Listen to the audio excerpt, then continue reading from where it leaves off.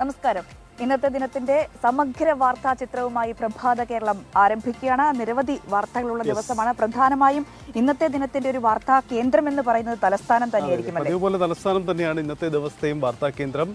നമുക്കറിയാം, ഇന്നലെ വൈകിട്ട് CPM സംസ്ഥാന സമിതിയിൽ നിന്ന് വന്ന വാർത്ത അത് CPM രാഷ്ട്രീയത്തെ കൂടുതൽ ചൂടുപിടിപ്പിക്കുകയാണ്. EP ജയരാജന്റെ പരാതി, റിസോർട്ട് രാഷ്ട്രീയം വീണ്ടും ഒരു ഇടവേളയ്ക്ക് ശേഷം CPMൽ ചർച്ചയാകുന്നു എന്ന വളരെ പ്രധാനപ്പെട്ട കാര്യമുണ്ട്. എന്തായാലും EP ജയരാജന്റെ പരാതിയിൽ കൂടുതൽ അന്വേഷണങ്ങൾക്ക് പാർട്ടി തയ്യാറാകുന്നു എന്നതാണ് പ്രധാനപ്പെട്ട വാർത്ത, അല്ലേ? തീർച്ചയായും. മറ്റൊന്ന് കൊച്ചിയിലേക്ക് വരികയാണെങ്കിൽ കഴിഞ്ഞ ദിവസമുണ്ടായ ബസ് അപകടം എല്ലാവരെയും ഞെട്ടിക്കുന്നതായിരുന്നു.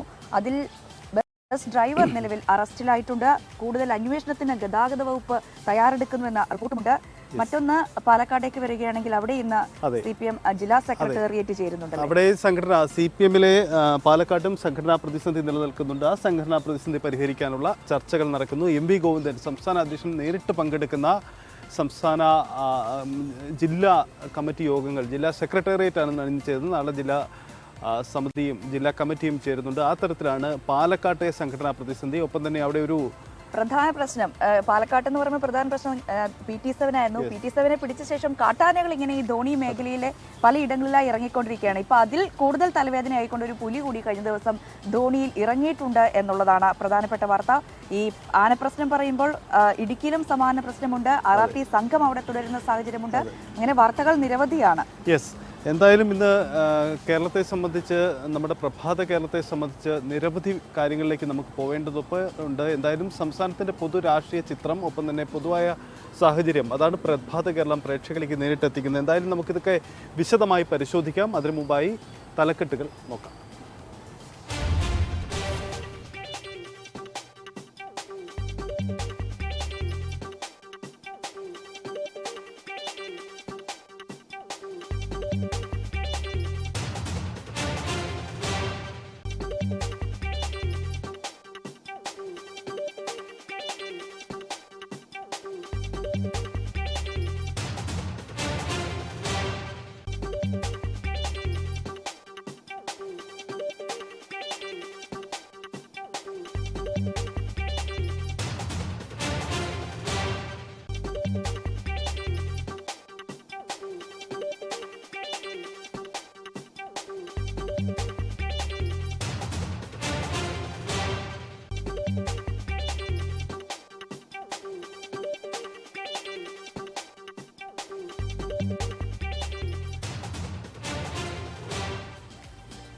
അപ്പം നമ്മൾ തുടക്കത്തിൽ പറഞ്ഞതുപോലെ കേരളത്തിൻ്റെ പൊതു വാർത്താ ചിത്രം ഇന്ന് പരിശോധിക്കുമ്പോൾ നമ്മൾ പരാമർശിക്കാതെ പോയ ഒരു കാര്യം കൂടിയുണ്ട്. കാരണം ഇന്ന് കോട്ടയത്ത് ഒരു പ്രധാനപ്പെട്ട സമരം നടക്കുന്നുണ്ട്. കാരണം കോട്ടയത്തെ സമരത്തിൻ്റെ പ്രത്യേകത, ഈ 2 ബജറ്റുകൾ പൂർത്തിയായി. ഒന്ന് കേന്ദ്ര ബജറ്റും സംസ്ഥാന ബജറ്റും. ഈ 2 ബജറ്റുകളിലും കർഷകരോട് അവഗണനയുണ്ട്. അതിൽ ഏറ്റവും പ്രത്യേകത റബ്ബർ കർഷകരോട് അവഗണനയുണ്ട് എന്നതാണ് വിഷയം. UDF ഇന്ന് ഈ പൊതുവായ വിഷയം ഉയർത്തിക്കൊണ്ട് UDFൻ്റെ എല്ലാ പ്രധാന നേതാക്കളെയും അവിടെ അണിനിരത്തുന്നു. അടുത്ത ദിവസം തന്നെ മുഖ്യമന്ത്രിയും സമാന സമരവുമായി അവിടെ എത്തുന്നു എന്നതാണ് സാഹചര്യം. റബ്ബർ കർഷകർ അവഗണന നേരിട്ടു എന്ന വിഷയം ഉയർത്തിക്കൊണ്ട് നാളെ LDFന്റെയും കൺവെൻഷൻ അവിടെ നടക്കുന്നുണ്ട്. എന്തായാലും വളരെ വിശദമായ ഒരു രാഷ്ട്രീയ ചർച്ചയ്ക്ക് കോട്ടയവും വേദിയാകുന്നു എന്നാണ് പ്രത്യേകത. എന്തായാലും ഇന്ന് കോട്ടയത്തെ ദിവസം നമുക്ക് സ്വാഭാവികമായും ആ തരത്തിലും വാർത്താ പ്രാധാന്യം നേടുന്നതാണ്. ഈ നമ്മൾ തുടക്കത്തിൽ സൂചിപ്പിച്ച ഈ CPM രാഷ്ട്രീയവുമായി ബന്ധപ്പെട്ട തുടർ വാർത്തകൾ, ഇന്ന് നേതൃത്വത്തിൻ്റെ പ്രതികരണമാണ് നിർണായകം. എനിക്ക് തോന്നുന്നു MV ഗോവിന്ദൻ അദ്ദേഹം പാലക്കാടുണ്ട്. സ്വാഭാവികമായും ആദ്യ പ്രതികരണം ഒരുപക്ഷെ പാലക്കാട് നിന്ന് വരാനാണ് സാധ്യത. എന്താണ് ഇന്നലെ പുറത്തു വന്ന വാർത്തകളിൽ നേതൃത്വത്തിൻ്റെ ഒരു സ്ഥിരീകരണം? തീർച്ചയായും സ്വാഭാവികമായും അങ്ങനെ ഒരു പ്രതികരണത്തിന് സാധ്യതയുണ്ടോ? പ്രത്യേകിച്ചും കഴിഞ്ഞ ദിവസം തന്നെ സംസ്ഥാന സമിതിയിലടക്കം പറഞ്ഞിരുന്നു, പരസ്യ പ്രതികരണം പാടില്ല. CPMന്റെ ഭാഗത്ത് നിന്ന് തരത്തിലൊരു പ്രതികരണത്തിനുള്ള സാധ്യതയുണ്ടോ? എനിക്ക് തോന്നുന്നു രഞ്ജിനി സൂചിപ്പിച്ച പോലെ അതിലൊരു നേരിട്ടുള്ള ഒരു സ്ഥിരീകരണമോ ആ തരത്തിലുള്ള പ്രതികരണത്തിനോ സാധ്യതയില്ല. MV ഗോവിന്ദൻ ഒരു പക്ഷേ മാധ്യമങ്ങൾ അദ്ദേഹത്തിന് മുന്നിൽ അദ്ദേഹം കടന്നു വരുമ്പോൾ മൈക്ക് വെച്ച് അദ്ദേഹത്തിൻ്റെ പ്രതികരണം ആരാഞ്ഞാൽ ഒരു പക്ഷേ അദ്ദേഹം ചില കാര്യങ്ങൾ പരോക്ഷമായൊക്കെ സൂചിപ്പിച്ചേക്കാം. അതിനപ്പുറത്തേക്ക് ഇന്നലെ സംസ്ഥാന സമിതിയിൽ നടന്ന കാര്യത്തിൽ ഒരു വ്യക്തത വരുത്തിക്കൊണ്ടുള്ള പ്രതികരണമൊന്നും ഉണ്ടാവില്ല. പ്രത്യേകിച്ച് അത് സംസ്ഥാന സെക്രട്ടേറിയറ്റിൻ്റെ കൂടെ തീരുമാനം പുറത്തു വരേണ്ടതുണ്ട്. അതുകൊണ്ട് തന്നെ ആ കാര്യത്തിൽ ആ തരത്തിലൊരു വിശദീകരണം നൽകാനാണ് സാധ്യത. മാത്രമല്ല ഈ റിസോർട്ട് വിവാദം പാർട്ടി കൈകാര്യം ചെയ്ത രീതി തന്നെ തെറ്റായിപ്പോയി എന്ന് വിമർശനവും ഉയർന്നിട്ടുണ്ടെന്ന് പറയുന്നു. അങ്ങനെയെങ്കിൽ വളരെ കരുതലോടെയായിരിക്കാം ഇനിയുള്ള CPM. എന്തായാലും 1.5 മാസത്തിന് ശേഷമാണ് ഈ ജയരാജ യുദ്ധം വീണ്ടും സജീവമാവുകയാണ്. ഈ കഴിഞ്ഞ ദിവസം തന്നെ EP ജയരാജൻ ഈ സംസ്ഥാന സമിതിയിൽ വ്യക്തമാക്കിയതാണ്. ഇതിനു മുമ്പും പാർട്ടിയിൽ ഈ വിഷയം 2019 കാലത്ത് ഉയർന്നു വന്നതാണ്. അന്ന് കണ്ണൂർ ജില്ലാ സെക്രട്ടേറിയറ്റ് ഇത് കൃത്യമായി ചർച്ച ചെയ്ത് ഒഴിവാക്കിയ വിഷയമാണ്. വീണ്ടും ഉയർത്തിക്കൊണ്ടുവരുന്നതിന് പിന്നിൽ കൃത്യമായ ഗൂഢാലോചന തന്നെ തകർക്കാനുള്ള ശ്രമമുണ്ട് എന്നാണ് കഴിഞ്ഞ ദിവസം EP ജയരാജൻ സംസ്ഥാന സമിതിയിൽ വ്യക്തമാക്കിയിട്ടുള്ളത്. എനിക്ക് തോന്നുന്നു EP ജയരാജന്റെ പരാതിക്ക് അല്പം പ്രാമുഖ്യം CPM നേതൃതലത്തിൽ നൽകിയിട്ടുണ്ടെന്ന് തോന്നുന്നു. കാരണം തന്റെ രാഷ്ട്രീയം തന്നെ ഇല്ലാതാക്കാൻ ബോധപൂർവമായ നീക്കം എന്നത് ഒക്കെ അദ്ദേഹത്തിന്റെ പരാതിയിലുള്ള വിഷയമാണ്. എന്തായാലും സ്വാഭാവികമായി ആ തരത്തിലൊക്കെ അതിൽ ഇടപെടൽ നേതൃതലത്തിൽ തന്നെ ഉണ്ടാകുമെന്ന് നമുക്ക് കരുതാം.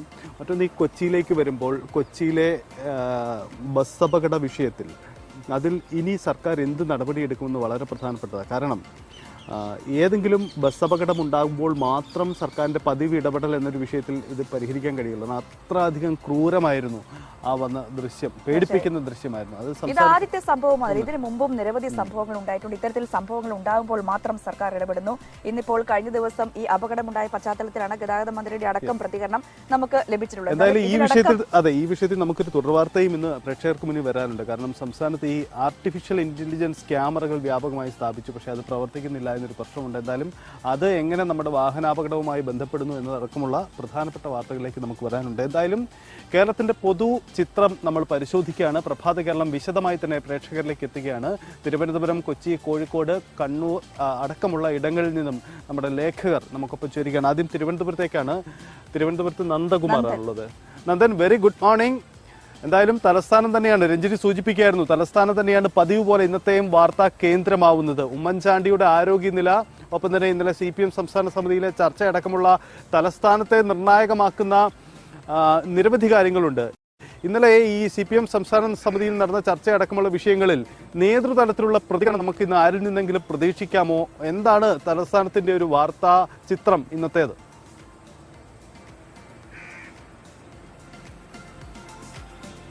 സജിത്, രഞ്ജിനി, എന്തായാലും ഗുഡ് മോർണിംഗ്. എന്തായാലും സൂചിപ്പിച്ച പോലെ തന്നെ ഒരു വാർത്താ ദിനം തന്നെയാണ് തലസ്ഥാനത്ത് ഇന്നും. കാരണം കഴിഞ്ഞ ദിവസമാണ് CPM സംസ്ഥാന കമ്മിറ്റി യോഗം അവസാനിച്ചത്. അതിനുശേഷമുള്ള തുടർ പ്രതികരണങ്ങൾ ഇന്ന് ഉണ്ടായേക്കും. എന്തായാലും EP ജയരാജൻ അടക്കം ഇന്ന് തലസ്ഥാന ജില്ലയിലുണ്ട്. EP ജയരാജൻ ഇന്ന് തലസ്ഥാനത്ത് നിന്ന് അദ്ദേഹം കണ്ണൂരിലേക്ക് ഇന്ന് പോകുന്നുമുണ്ട്. എന്തായാലും അദ്ദേഹത്തിന്റെ ഒരു പ്രതികരണവും ഇന്ന് മാധ്യമങ്ങൾ തേടുന്നുണ്ട്. അതോടൊപ്പം തന്നെ ഈ ഒരു വിഷയത്തിൽ പ്രത്യേകിച്ച് കണ്ണൂരിലെ വിവാദമായ ആ റിസോർട്ടിന്റെയും അതോടൊപ്പം തന്നെ EP ജയരാജനെതിരെ ഉന്നയിച്ച ആരോപണങ്ങൾക്കെതിരെ എല്ലാം തന്നെ ഇതുവരെയും സംസ്ഥാന നേതൃത്വത്തിന്റെ ഒരു പ്രതികരണവും ഉണ്ടായിട്ടില്ല. അതുകൊണ്ട് തന്നെ ആ ഒരു പ്രതികരണം ഇന്നുണ്ടാകാൻ സാധ്യതയുണ്ട് എന്ന് നമ്മൾ കരുതുന്നുണ്ട്. കാരണം ഇത് കഴിഞ്ഞ ദിവസങ്ങളിലൊക്കെ തന്നെ നേതാക്കളോട് ഈ ഒരു ചോദ്യങ്ങൾ ചോദിക്കുമ്പോൾ അതൊന്ന് ഒഴിഞ്ഞു മാറുകയാണ് ചെയ്തത്. സംസ്ഥാന കമ്മിറ്റി തീരുമാനിക്കും എന്ന തരത്തിലുള്ള പ്രതികരണമാണ് ഇതുവരെയും വന്നുകൊണ്ടിരുന്നത്. എന്തായാലും ഈ ഒരു വിഷയത്തിൽ ഇനി ഒരു സംസ്ഥാന കമ്മിറ്റി സംസ്ഥാന നേതൃത്വം ഈ ഒരു വിഷയത്തിൽ പ്രതികരിക്കുക തന്നെ ചെയ്യും. എന്തായാലും അതിൽ ഇന്ന് മാധ്യമങ്ങൾ ഈ ഒരു ചോദ്യങ്ങൾ ഇന്ന് ഉന്നയിക്കാനും സാധ്യതയുണ്ട്. അതോടൊപ്പം തന്നെ ഏറ്റവും പ്രധാനപ്പെട്ട ഒരു കാര്യം, EP ജയരാജൻ ഇപ്പോൾ ഒരു പരാതി ഉന്നയിച്ചിട്ടുണ്ട്. തന്നെ രാഷ്ട്രീയമായി ഇല്ലായ്മ ചെയ്യാൻ ശ്രമിക്കുന്നുണ്ട് എന്നൊരു പരാതി. ഈ ഒരു പരാതിയും ഇനിയും സംസ്ഥാന കമ്മിറ്റി കേന്ദ്ര നേതൃത്വത്തെ അറിയിക്കുകയും ചെയ്യും. സംസ്ഥാനത്തെ പോളിറ്റ് ബ്യൂറോ അംഗങ്ങളൊക്കെ തന്നെ ഈ ഒരു വിഷയം പരിഗണിച്ചതിന് ശേഷമായിരിക്കും കേന്ദ്ര നേതൃത്വത്തെ അറിയിക്കുകയും ചെയ്യുക. എന്തായാലും നേരത്തെ ഈ ഒരു വിഷയത്തിൽ കേന്ദ്ര നേതൃത്വം ഉടൻ തന്നെ ഒരു പ്രതികരണത്തിലില്ലാതെ സംസ്ഥാന കമ്മിറ്റികൾ തീരുമാനിക്കുമെന്നൊരു തീരുമാനമാണ് കേന്ദ്ര നേതൃത്വം ഒരു നിലപാട് സ്വീകരിച്ചത്. എന്തായാലും ആ നിലപാടിന് ഇനി വിപരീതമായി സംസ്ഥാന നേതൃത്വം കൃത്യമായി അത് കേന്ദ്ര നേതൃത്വത്തെ അറിയിക്കും. പോളിറ്റ് ബ്യൂറോ അടക്കം ഈ വിഷയം ചർച്ച ചെയ്യാനും സാധ്യതയുണ്ട്. എന്തായാലും ഇന്ന് ഏറ്റവും പ്രധാനമായി EP ജയരാജന്റെ പ്രതികരണമാണ് മാധ്യമങ്ങൾ തേടുകയും ചെയ്തത്. അദ്ദേഹം ഇന്ന് തലസ്ഥാന ജില്ലയിൽ നിന്ന് കണ്ണൂരിലേക്ക് തിരിക്കും, അല്പസമയത്തിനുള്ളിൽ തിരിക്കുമെന്നാണ് നമുക്ക് പ്രതീക്ഷിക്കുന്നത്. എന്തായാലും അദ്ദേഹത്തിന്റെ പ്രതികരണം തേടാനാണ് ഇന്ന് മാധ്യമങ്ങൾ ശ്രമിക്കുകയും ചെയ്യുന്നത്. സജിത്, എന്തായാലും നന്ദൻ ഒന്ന് തുടരുക. കാരണം നമുക്ക് അതിന്റെ വിശദാംശങ്ങളിലേക്ക്, തലസ്ഥാനത്തെ വാർത്തകളിലേക്ക് ഇനിയും വരേണ്ടതുണ്ട്. നമുക്ക് VV അരുണിലേക്ക് പോകണം. കാരണം അരുണാണ് ഇന്നലെ ഈ വാർത്ത ആദ്യം പ്രേക്ഷകരിൽ എത്തിച്ച വ്യക്തി. അരുണ്, അഭിനന്ദനങ്ങൾ ഇന്നലെ. കാരണം ഇന്നലെ ഈ CPMലെ വാർത്തകൾ ഏറ്റവും അധികം പ്രേക്ഷകരിലേക്ക് എത്തിക്കാൻ കഴിഞ്ഞത് നമുക്കാണ്. കാരണം റിസോർട്ട് രാഷ്ട്രീയം CPM രാഷ്ട്രീയത്തെ സമീപകാലത്ത് ഏറ്റവും അധികം ചർച്ചയായ ഒരു വിഷയമാണ്. അതുകൊണ്ടുകൂടി തന്നെ അതിന് വളരെ രാഷ്ട്രീയ പ്രാധാന്യമുണ്ട്. ഇനി നമുക്കിതിന്റെ തുടർ വാർത്തകളിലേക്ക് വരുമ്പോൾ ഇന്നലത്തെ സംസ്ഥാന സമിതിയിൽ നടന്ന ചർച്ചകളുടെ ഒരു രത്ന ചുരുക്കം, അതായത് ഇ.പി. ജയരാജൻ ഒരു പരാതി ഉന്നയിക്കുന്നു. ആ പരാതി തന്റെ രാഷ്ട്രീയം തന്നെ ഇല്ലാതാക്കാൻ, തന്നെ വ്യക്തിപരമായി ഇല്ലാതാക്കാനുള്ള ബോധപൂർവമായ നീക്കം നടക്കുന്നു എന്ന പരാതിയാണ്. ആ പരാതിയെ അതേ ഗൗരവത്തോടെ ഏറ്റെടുത്തുകൊണ്ടുള്ള ഒരു അന്വേഷണത്തിലേക്കും തുടർ നീക്കത്തിലേക്കുമാണോ നീങ്ങാൻ ഇപ്പോൾ നേതൃതലത്തിൽ ഒരു ധാരണ ഉണ്ടായിരിക്കുന്നത്? നമ്മൾ എങ്ങനെയാണ് അതിന്റെ ഒരു നീക്കം ഇനി പ്രതീക്ഷിക്കേണ്ടത്? സജിത്ത്, ഇ.പി. ജയരാജന്റെ ആരോപണം വളരെ ഗൗരവത്തോടെ CPM നേതൃത്വം കാണും എന്ന് തന്നെയാണ് മനസ്സിലാകുന്നത്. അതിന് കാരണം അദ്ദേഹം കേന്ദ്ര കമ്മിറ്റി അംഗമാണ്, മുതിർന്ന നേതാവാണ്. കഴിഞ്ഞ കുറെ നാളുകളായി നേതൃത്വവുമായി അത്ര നല്ല ബന്ധത്തിലല്ല സുരക്ഷയല്ല ഇ.പി. ജയരാജൻ മുന്നോട്ട് പോകുന്നതെങ്കിലും അദ്ദേഹത്തിന്റെ ഈ ഒരു പരാതി, അദ്ദേഹം തന്റെ രാഷ്ട്രീയ ജീവിതം പൊതുപ്രവർത്തനം പോലും അവസാനിപ്പിക്കാൻ തയ്യാറാണ്, എന്നെ രാഷ്ട്രീയമായി ഇല്ലായ്മ ചെയ്യാൻ ശ്രമിക്കുകയാണ്, ഇതിൽ ഗൂഢാലോചനയുണ്ട്, അതിൽ പാർട്ടി ഒരു അന്വേഷണം നടത്തണമെന്ന് വളരെ വൈകാരികമായാണ് സംസ്ഥാന സമിതിയിൽ ആവശ്യപ്പെട്ടത്. ഈ റിസോർട്ടുമായി ബന്ധപ്പെട്ട് തനിക്ക് പറയാനുള്ള കാര്യങ്ങൾ അദ്ദേഹം എണ്ണി വിശദീകരിച്ചു. കൃത്യമായി തന്നെ കാര്യങ്ങൾ പറഞ്ഞു. നേരത്തെ തന്നെ പാർട്ടി ചർച്ച ചെയ്ത വിഷയമാണിത്. തനിക്ക് ഇതുമായി ബന്ധപ്പെട്ട് സാമ്പത്തികമായി ഒരു ബാധ്യതയും അല്ലെങ്കിൽ ഏതെങ്കിലും സാമ്പത്തിക ഇടപാടുകൾ റിസോർട്ടുമായി ബന്ധപ്പെട്ടിട്ടില്ല. തന്റെ മകനും ഭാര്യയ്ക്കുമാണ് ഇതിൽ ഓഹരിയുള്ളത്. അത് നേരത്തെ എങ്ങനെയാണ് അവർക്ക് ഈ പണം ലഭിച്ച വഴി എന്നൊക്കെ അദ്ദേഹം പറയുന്നുണ്ട്. മകൻ വിദേശത്ത് മടങ്ങി വന്നപ്പോൾ അങ്ങനെ ഇൻവെസ്റ്റ് ചെയ്ത പൈസയുണ്ട്, ഭാര്യ ജോലിയിൽ നിന്ന് വിരമിക്കുമ്പോൾ ലഭിച്ച പൈസ, ആ തുകയും ഒക്കെയാണ് ഇതിൽ ഇൻവെസ്റ്റ് ചെയ്തത്. അതുകൊണ്ട് തന്നെ ഇതിലേക്ക് ബോധപൂർവം വലിച്ചേക്കാൻ ശ്രമിക്കുന്നു. പാർട്ടിക്ക് അറിയാത്ത ഏതെങ്കിലും തരത്തിലുള്ള നിക്ഷേപമോ സമ്പാദ്യമോ തനിക്കില്ല എന്ന് ഇ.പി. ജയരാജൻ വിശദീകരിച്ചു. എന്നിട്ടും ഇത്തരമൊരു ആരോപണം, ഇത് നേരത്തെ തന്നെ പാർട്ടി കണ്ണൂർ ജില്ലാ സെക്രട്ടറി അടക്കം അദ്ദേഹം വിശദീകരിച്ച കാര്യമാണ്. എന്നിട്ടും ഈ ഒരു ആരോപണം വീണ്ടും ഉയർത്തിക്കൊണ്ടുവരികയും അനധികൃത സ്വത്ത് സമ്പാദനം എന്ന ഒരു തലത്തിലേക്ക്, അത് മറ്റു പ്രതിപക്ഷമാരടക്കം ഇ.പിക്ക് രംഗത്ത് വന്നിരുന്നു, അന്വേഷണം മറ്റും ആവശ്യമില്ല. അങ്ങനെ ഒരു സാഹചര്യം ഉണ്ടാക്കിയതിൽ പിന്നിൽ ഗൂഢാലോചനയുണ്ട് എന്നാണ് ഇ.പി. ജയരാജന്റെ ആരോപണം. അതുകൊണ്ട് തന്നെ അത് പാർട്ടി പരിശോധിക്കും. ഏത് തരത്തിലുള്ള ഒരു പരിശോധനാ സംവിധാനത്തിലേക്ക് പോകുന്ന കാര്യമൊക്കെ സംസ്ഥാന സെക്രട്ടേറിയറ്റ് തീരുമാനിക്കും. കേന്ദ്ര കമ്മിറ്റിയും ഈ വിവരം, പൊളിറ്റ് ബ്യൂറോയും ഈ വിവരം അറിയിക്കും. ഇത്തരത്തിൽ ഇ.പി. ജയരാജൻ വിശദീകരണം നൽകിയത് നേരത്തെ ഇത് പൊളിറ്റ് ബ്യൂറോയ്ക്ക് മുമ്പാകെ വന്നപ്പോൾ കേന്ദ്ര കമ്മിറ്റിയും ഇത് പരിഗണിക്കുമ്പോൾ സംസ്ഥാനത്ത് തീരുമാനിക്കട്ടെ, സംസ്ഥാനത്തുള്ള വിഷയമാണ്, അവിടെ തീരുമാനമെടുക്കട്ടെ നിലപാടായിരുന്നു അവർ സ്വീകരിച്ചത്. ഇപ്പോൾ ഒരുപക്ഷെ അവർ അത്തരം നിലപാട് സ്വീകരിച്ചേക്കാം. പക്ഷേ സംസ്ഥാനത്തുള്ള പൊളിറ്റ് ബ്യൂറോ അംഗങ്ങളുടെ ഒരു പരിശോധനയ്ക്ക് ശേഷമാകും ഈ വിഷയം കേന്ദ്ര നേതൃത്വത്തിന്റെ പരിഗണനയിലേക്ക് സംസ്ഥാന നേതൃത്വം കൊണ്ടുവരിക. പി. ജയരാജൻ കഴിഞ്ഞ സംസ്ഥാന സമിതിയിൽ ഉന്നയിച്ച ആരോപണം, അത് മാധ്യമങ്ങൾക്ക് ചോർന്ന് ലഭിച്ചതിന് പിന്നിലും ഒരു ഗൂഢാലോചനയുണ്ട്, അല്ലെങ്കിൽ ആ വാർത്ത പുറത്തുവിലും ഗൂഢാലോചനയുണ്ടെന്ന സംശയം ഇ.പി. ജയരാജനുണ്ട്. അതുകൊണ്ട് അതിലും ഒരു അന്വേഷണം വേണമെന്ന ആവശ്യവും ഉയർന്നു വരുന്നുണ്ട്. അതും ഒരുപക്ഷെ സംസ്ഥാന സെക്രട്ടേറിയറ്റ് പരിശോധിച്ചേക്കും. അത്തരത്തിൽ ഈ വിഷയത്തിൽ പാർട്ടിക്കുള്ളിൽ ഒരു പരിശോധന ഉണ്ടാകുമെന്ന് ഉറപ്പാണ്. അത് ഏത് തലങ്ങളിൽ വേണമെന്ന കാര്യത്തിലൊക്കെ ഇനി സംസ്ഥാന സെക്രട്ടേറിയറ്റ് ആകും തീരുമാനമെടുക്കുക. അത് ഇന്നലെ ഇ.പി. ജയരാജൻ ഉന്നയിച്ച ആരോപണം മാത്രമല്ല, നേരത്തെ പി. ജയരാജൻ ഈ സംസ്ഥാന സമിതിയിൽ ഉന്നയിച്ച ആരോപണങ്ങൾ എങ്ങനെ ചോർന്നു, അതിന് പിന്നിൽ കൃത്യമായി ഇ.പി. ജയരാജൻ പറഞ്ഞത് ഈ വാർത്ത വളരെ കൃത്യമായി മാധ്യമങ്ങൾക്ക് എത്തിച്ചു നൽകുകയായിരുന്നു ആരോപണം കൂടി അദ്ദേഹം മുന്നോട്ട് വച്ചിട്ടുണ്ട്. അതുകൊണ്ട് തന്നെ ആ ഒരു കാര്യം CPM-ന്റെ നേതൃത്വം പരിശോധിച്ചേക്കും. അരുണ, ഒരു കാര്യം കൂടി, ഈ കാര്യങ്ങളിലൊക്കെ നേതൃതലത്തിലുള്ള ഒരു വിശദീകരണം നമുക്ക് എപ്പോൾ പ്രതീക്ഷിക്കാൻ കഴിയും? എം.വി. ഗോവിന്ദൻ പാലക്കാടുണ്ട്, സ്വാഭാവികമായും അദ്ദേഹത്തിന്റെ പ്രതികരണം പാലക്കാട്ടെ നമ്മുടെ മാധ്യമ സുഹൃത്തുക്കൾ തേടിയേക്കാം. എന്നിരുന്നാൽ കൂടിയും ഈ വിഷയത്തിൽ എങ്ങനെ പ്രതികരിക്കണം, നേതൃതലത്തിൽ എങ്ങനെ പരസ്യമായി പ്രതികരിക്കണം എന്നത് CPM-ൽ ഒരു ധാരണയായിട്ടുണ്ടോ? അല്ലെങ്കിൽ ഇന്ന് അത്തരത്തിലുള്ള പ്രതികരണങ്ങൾ നമുക്ക് പ്രതീക്ഷിക്കാനാകുമോ? അത്തരമൊരു ഔദ്യോഗികമായ ഒരു വാർത്താ സമ്മേളനം ഇന്നും ഉണ്ടാകാൻ സാധ്യതയില്ല. കാരണം സാധാരണഗതിയിൽ CPM-ന്റെ സംസ്ഥാന എം.വി. ഗോവിന്ദൻ സംസ്ഥാന സെക്രട്ടറി ആയ ശേഷം സംസ്ഥാന സെക്രട്ടേറിയറ്റ് വെള്ളിയാഴ്ച ചെയ്ത സംസ്ഥാന സെക്രട്ടറിക്ക് ശേഷം അദ്ദേഹം ഏതാണ്ട് എല്ലാ ദിവസവും വാർത്താ സമ്മേളനം നടത്താറുണ്ട്. സെക്രട്ടേറിയറ്റ് ചർച്ച ചെയ്ത കാര്യങ്ങൾ, അതിന്റെ സമരപരിപാടികൾ, കേന്ദ്രത്തിലുള്ള സമരപരിപാടികൾ അങ്ങനെ, അല്ലെങ്കിൽ വിശദീകരണ യോഗങ്ങൾ അങ്ങനെ, അത്തരം കാര്യങ്ങളൊക്കെ വാർത്താ സമ്മേളനം വിളിച്ച് അദ്ദേഹം വിശദമാക്കാറുണ്ട്. എല്ലാ കാര്യങ്ങളും പറഞ്ഞു പോകാം എന്നൊരു നിലപാട് അദ്ദേഹം മാധ്യമങ്ങളോട് സംസാരിക്കുമ്പോൾ സ്വീകരിച്ചിട്ടുണ്ട്. പക്ഷേ ഇത്ര പ്രധാനപ്പെട്ട ഒരു സംസ്ഥാന കമ്മിറ്റി 2 ദിവസമായി ചേർന്നിട്ടും വാർത്താ സമ്മേളനം നടത്താൻ ഇന്നലെ നേതൃത്വം എം.വി. ഗോവിന്ദൻ തയ്യാറായില്ല. അത് സ്വാഭാവികമായും ഇത്തരം വിഷയം ഉയർന്നു വന്നതുകൊണ്ട് തന്നെ ആകണം എന്നാണ് വിലയിരുത്തപ്പെടുന്നത്. ഇന്നും അത്തരം ഒരു ഔദ്യോഗിക വാർത്താ സമ്മേളനം പാലക്കാടും ഉണ്ടാകില്ല. പക്ഷേ സൂചിപ്പിച്ച പോലെ സ്വാഭാവികമായും മാധ്യമങ്ങൾ പ്രതികരണം തേടും. EP ജയരാജൻ ഇന്ന് തിരുവനന്തപുരത്തുണ്ട്. അദ്ദേഹം ഇന്ന് കണ്ണൂരിലേക്ക് മടങ്ങാനാണ് അദ്ദേഹം നേരത്തെ ആലോചിച്ചിരുന്നത്. സ്വാഭാവികമായും അത് തന്നെ ഉണ്ടാകുമെന്ന് പ്രതീക്ഷ. കാരണം അദ്ദേഹത്തിന് കണ്ണൂരിൽ ഒരു പൊതുപരിപാടിയിൽ പങ്കെടുക്കേണ്ടതുണ്ട്. അതുകൊണ്ട് ഇന്ന് അന്ന് സൂചിപ്പിച്ച പോലെ രാവിലെ തന്നെ അദ്ദേഹം കണ്ണൂരിലേക്ക് മടങ്ങാനാണ് സാധ്യത. EP-യുടെ പ്രതികരണവും ഇതിൽ വളരെ നിർണായകമാണ്. ഇന്നലെ ഈ വാർത്ത പുറത്തു വന്ന ശേഷം തനിക്കെതിരെ അന്വേഷണം തരത്തിലുള്ള വാർത്തകൾ ചില മാധ്യമങ്ങളിൽ വന്നു. അത് തെറ്റായ വാർത്തയാണ്, അതിന് നിയമ നടപടി സ്വീകരിക്കുമെന്ന തരത്തിലുള്ള പ്രതികരണവും അദ്ദേഹം ഫേസ്ബുക്കിൽ വന്നിരുന്നു. തനിക്കെതിരെ ഒരു തരത്തിലുള്ള അന്വേഷണവും പാർട്ടി പ്രഖ്യാപിച്ചിട്ടില്ല എന്ന വിശദീകരണം അദ്ദേഹം നൽകുകയുണ്ടായിരുന്നു. സ്വാഭാവികമായും ഈ വിഷയത്തിൽ അദ്ദേഹത്തിന്റെ പ്രതികരണവും ലഭിക്കുമെന്ന് പ്രതീക്ഷിക്കുന്നുണ്ട്. സജിത്ത്, ശരി, അതാണ് സാഹചര്യം. എന്തായാലും തീർച്ചയായും നേതൃത്വത്തിന്റെ പ്രതികരണം ഉണ്ടാകുമോ, EP ജയരാജന്റെ പ്രതികരണം ഉണ്ടാകുമോ എന്നെല്ലാം കാത്തിരിക്കുന്നുണ്ട്. പക്ഷെ അതിനുള്ള സാധ്യത വളരെ കുറവാണ്. കഴിഞ്ഞ ദിവസം ഇന്നിപ്പോൾ EP ഇവിടെ നിന്നും കണ്ണൂർക്ക് മടങ്ങിയാണ്.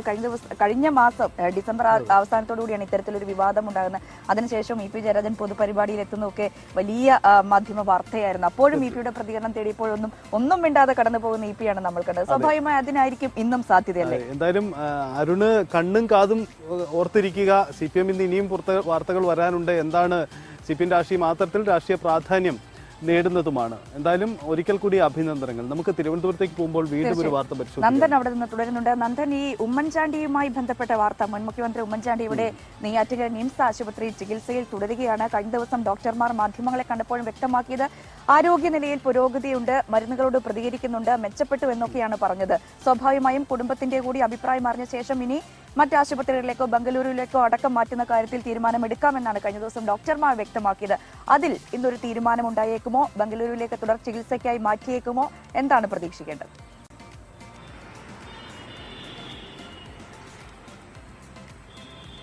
തീർച്ചയായും രജനി, എന്തായാലും മുൻ മുഖ്യമന്ത്രി ഉമ്മൻചാണ്ടിയുടെ ആരോഗ്യസ്ഥിതി വീണ്ടും പൂർവ്വസ്ഥിതിയിലേക്ക് എത്തിയിട്ടുണ്ട് എന്നാണ് കഴിഞ്ഞ ദിവസം മെഡിക്കൽ ബോർഡ് ചേർന്ന് ഇപ്പോൾ തീരുമാനിച്ചിരിക്കുന്നത്. കഴിഞ്ഞ ദിവസങ്ങളിൽ അദ്ദേഹം ചികിത്സയിലിരിക്കുന്ന നെയ്യാറ്റിൻകര സ്വകാര്യ ആശുപത്രിയിൽ നിന്നുള്ള മെഡിക്കൽ ബോർഡ് സംഘം ഇന്നലെ പരിശോധിക്കുകയും ചെയ്തു. അതിനുശേഷമാണ് ഇത്തരത്തിൽ അദ്ദേഹത്തിന്റെ ആരോഗ്യനില തൃപ്തികരമാണ് എന്നൊരു വിശദീകരണം ഇപ്പോൾ വന്നിട്ടുള്ളത്. അതോടൊപ്പം തന്നെ സർക്കാരിന്റെ മെഡിക്കൽ ബോർഡും ഈ ഒരു കാര്യം ആലോചിക്കുകയും കൃത്യമായ പരിശോധനകൾ നടത്തുകയും അദ്ദേഹത്തിന്റെ ആരോഗ്യസ്ഥിതിയെ സംബന്ധിച്ചുള്ള ചർച്ചകൾ നടത്തുകയും ചെയ്തിരുന്നു. അദ്ദേഹം ഇപ്പോൾ പൂർവ്വസ്ഥിതിയിലേക്ക് ആയിട്ടുണ്ട്. അദ്ദേഹത്തിന്റെ ആരോഗ്യസ്ഥിതി എന്തായാലും ഇനി തീരുമാനമെടുക്കേണ്ടത് കുടുംബമാണ്. കാരണം അദ്ദേഹത്തെ ബംഗളൂരിലേക്കുള്ള ഒരു ആശുപത്രിയിലേക്ക് മാറണോ അല്ല എങ്കിൽ മറ്റേതെങ്കിലും വിദഗ്ധ ചികിത്സയ്ക്കായി മറ്റേതെങ്കിലും ആശുപത്രിയിലേക്ക് മാറ്റണോ എന്ന കാര്യത്തിൽ തീരുമാനമെടുക്കേണ്ടത് കുടുംബം തന്നെയാണ്. അതുകൊണ്ട് തന്നെ മെഡിക്കൽ ബോർഡ് കൂടി തീരുമാനിക്കുന്ന കാര്യങ്ങളൊക്കെ തന്നെ ഇപ്പോൾ കുടുംബത്തെ അറിയിച്ചിട്ടുണ്ട്. ഇനി കുടുംബമായിരിക്കും തീരുമാനം എടുക്കേണ്ടത്. അതോടൊപ്പം തന്നെ അദ്ദേഹത്തെ എയർലിഫ്റ്റ് ചെയ്ത് മറ്റേതെങ്കിലും ആശുപത്രിയിലേക്ക് മാറ്റണമെങ്കിലും ആ ഒരു എല്ലാ കാര്യങ്ങളും ഇപ്പോൾ സജ്ജമാക്കിയിട്ടുണ്ട്. 2 മെഡിക്കൽ സ്റ്റാഫുകളും അടക്കം ഇപ്പോൾ ഇതിനുവേണ്ടി സജ്ജമായിട്ടുണ്ട് എന്നും സർക്കാരിന്റെ മെഡിക്കൽ ബോർഡ് അറിയിക്കുകയും ചെയ്തിട്ടുണ്ട്. എന്തായാലും അദ്ദേഹത്തിന്റെ ആരോഗ്യനില ഇപ്പോൾ തൃപ്തികരമാണ്. അദ്ദേഹം ഇപ്പോഴും തിരുവനന്തപുരത്തെ നെയ്യാറ്റിൻകരയിലെ സ്വകാര്യ ആശുപത്രിയിൽ ഇപ്പോഴും ചികിത്സയിലുമാണ്. രഞ്ജിനി, യെസ്, അതാണ് തിരുവനന്തപുരത്ത് നിന്നുള്ള വാർത്ത. എന്തായാലും ഉമ്മൻചാണ്ടിക്കും നല്ല ആരോഗ്യത്തോടെ തിരിച്ചു വരാനാവട്ടെ എന്ന് നമുക്കും കരുതാം. നമുക്ക് കൊച്ചിയിലേക്ക് കൂടി ഇനി പോവേണ്ടതുണ്ട്. കൊച്ചിയിൽ ഇന്നലെ ഏറ്റവും പ്രധാനം ഈ ബസ് അപകടമായിരുന്നു. ആ ബസ് അപകടത്തിന്റെ CCTV ദൃശ്യങ്ങൾ അത്രയധികം ഞെട്ടിക്കുന്നതായിരുന്നു. സുവി വിശ്വനാഥൻ കൊച്ചിയിലുണ്ട്. Suvi, very good morning. എന്തായാലും കൊച്ചിയെ സംബന്ധിച്ച് ഇന്നത്തെ വാർത്താ ലോകത്തിൽ പ്രധാനപ്പെട്ട വാർത്തയാവുന്നത് ഇന്നലത്തെ ആ ബസ് അപകടവും അതിന്റെ തുടർ വാർത്തകളുമാണ്. ബസ് ഡ്രൈവർ ഇപ്പോൾ അറസ്റ്റിലാണ്. അയാളെ കസ്റ്റഡിയിലെടുത്തുവെന്നാണ് നമ്മൾ മനസ്സിലാക്കുന്നത്. ഇന്ന് ഗതാഗത വകുപ്പിന്റെ തുടർ നടപടികൾ ഏത് തരത്തിലാണ് ഉണ്ടാവുക? കാരണം വലിയ വിമർശനങ്ങൾക്ക് ഇടവെച്ചിരുന്നു. ഈ മത്സര ഓട്ടം തടയാൻ ഗതാഗത വകുപ്പിനോ സർക്കാരിനോ ഇതുവരെയും കഴിയുന്നില്ല എന്നത് വലിയ വിമർശനങ്ങൾക്ക് ഇടവെച്ചിട്ടു. അതുകൊണ്ട് തന്നെ ഇന്ന് എന്ത് തുടർ നടപടിയാണ് നമ്മൾ പ്രതീക്ഷിക്കേണ്ടത്? സുവി.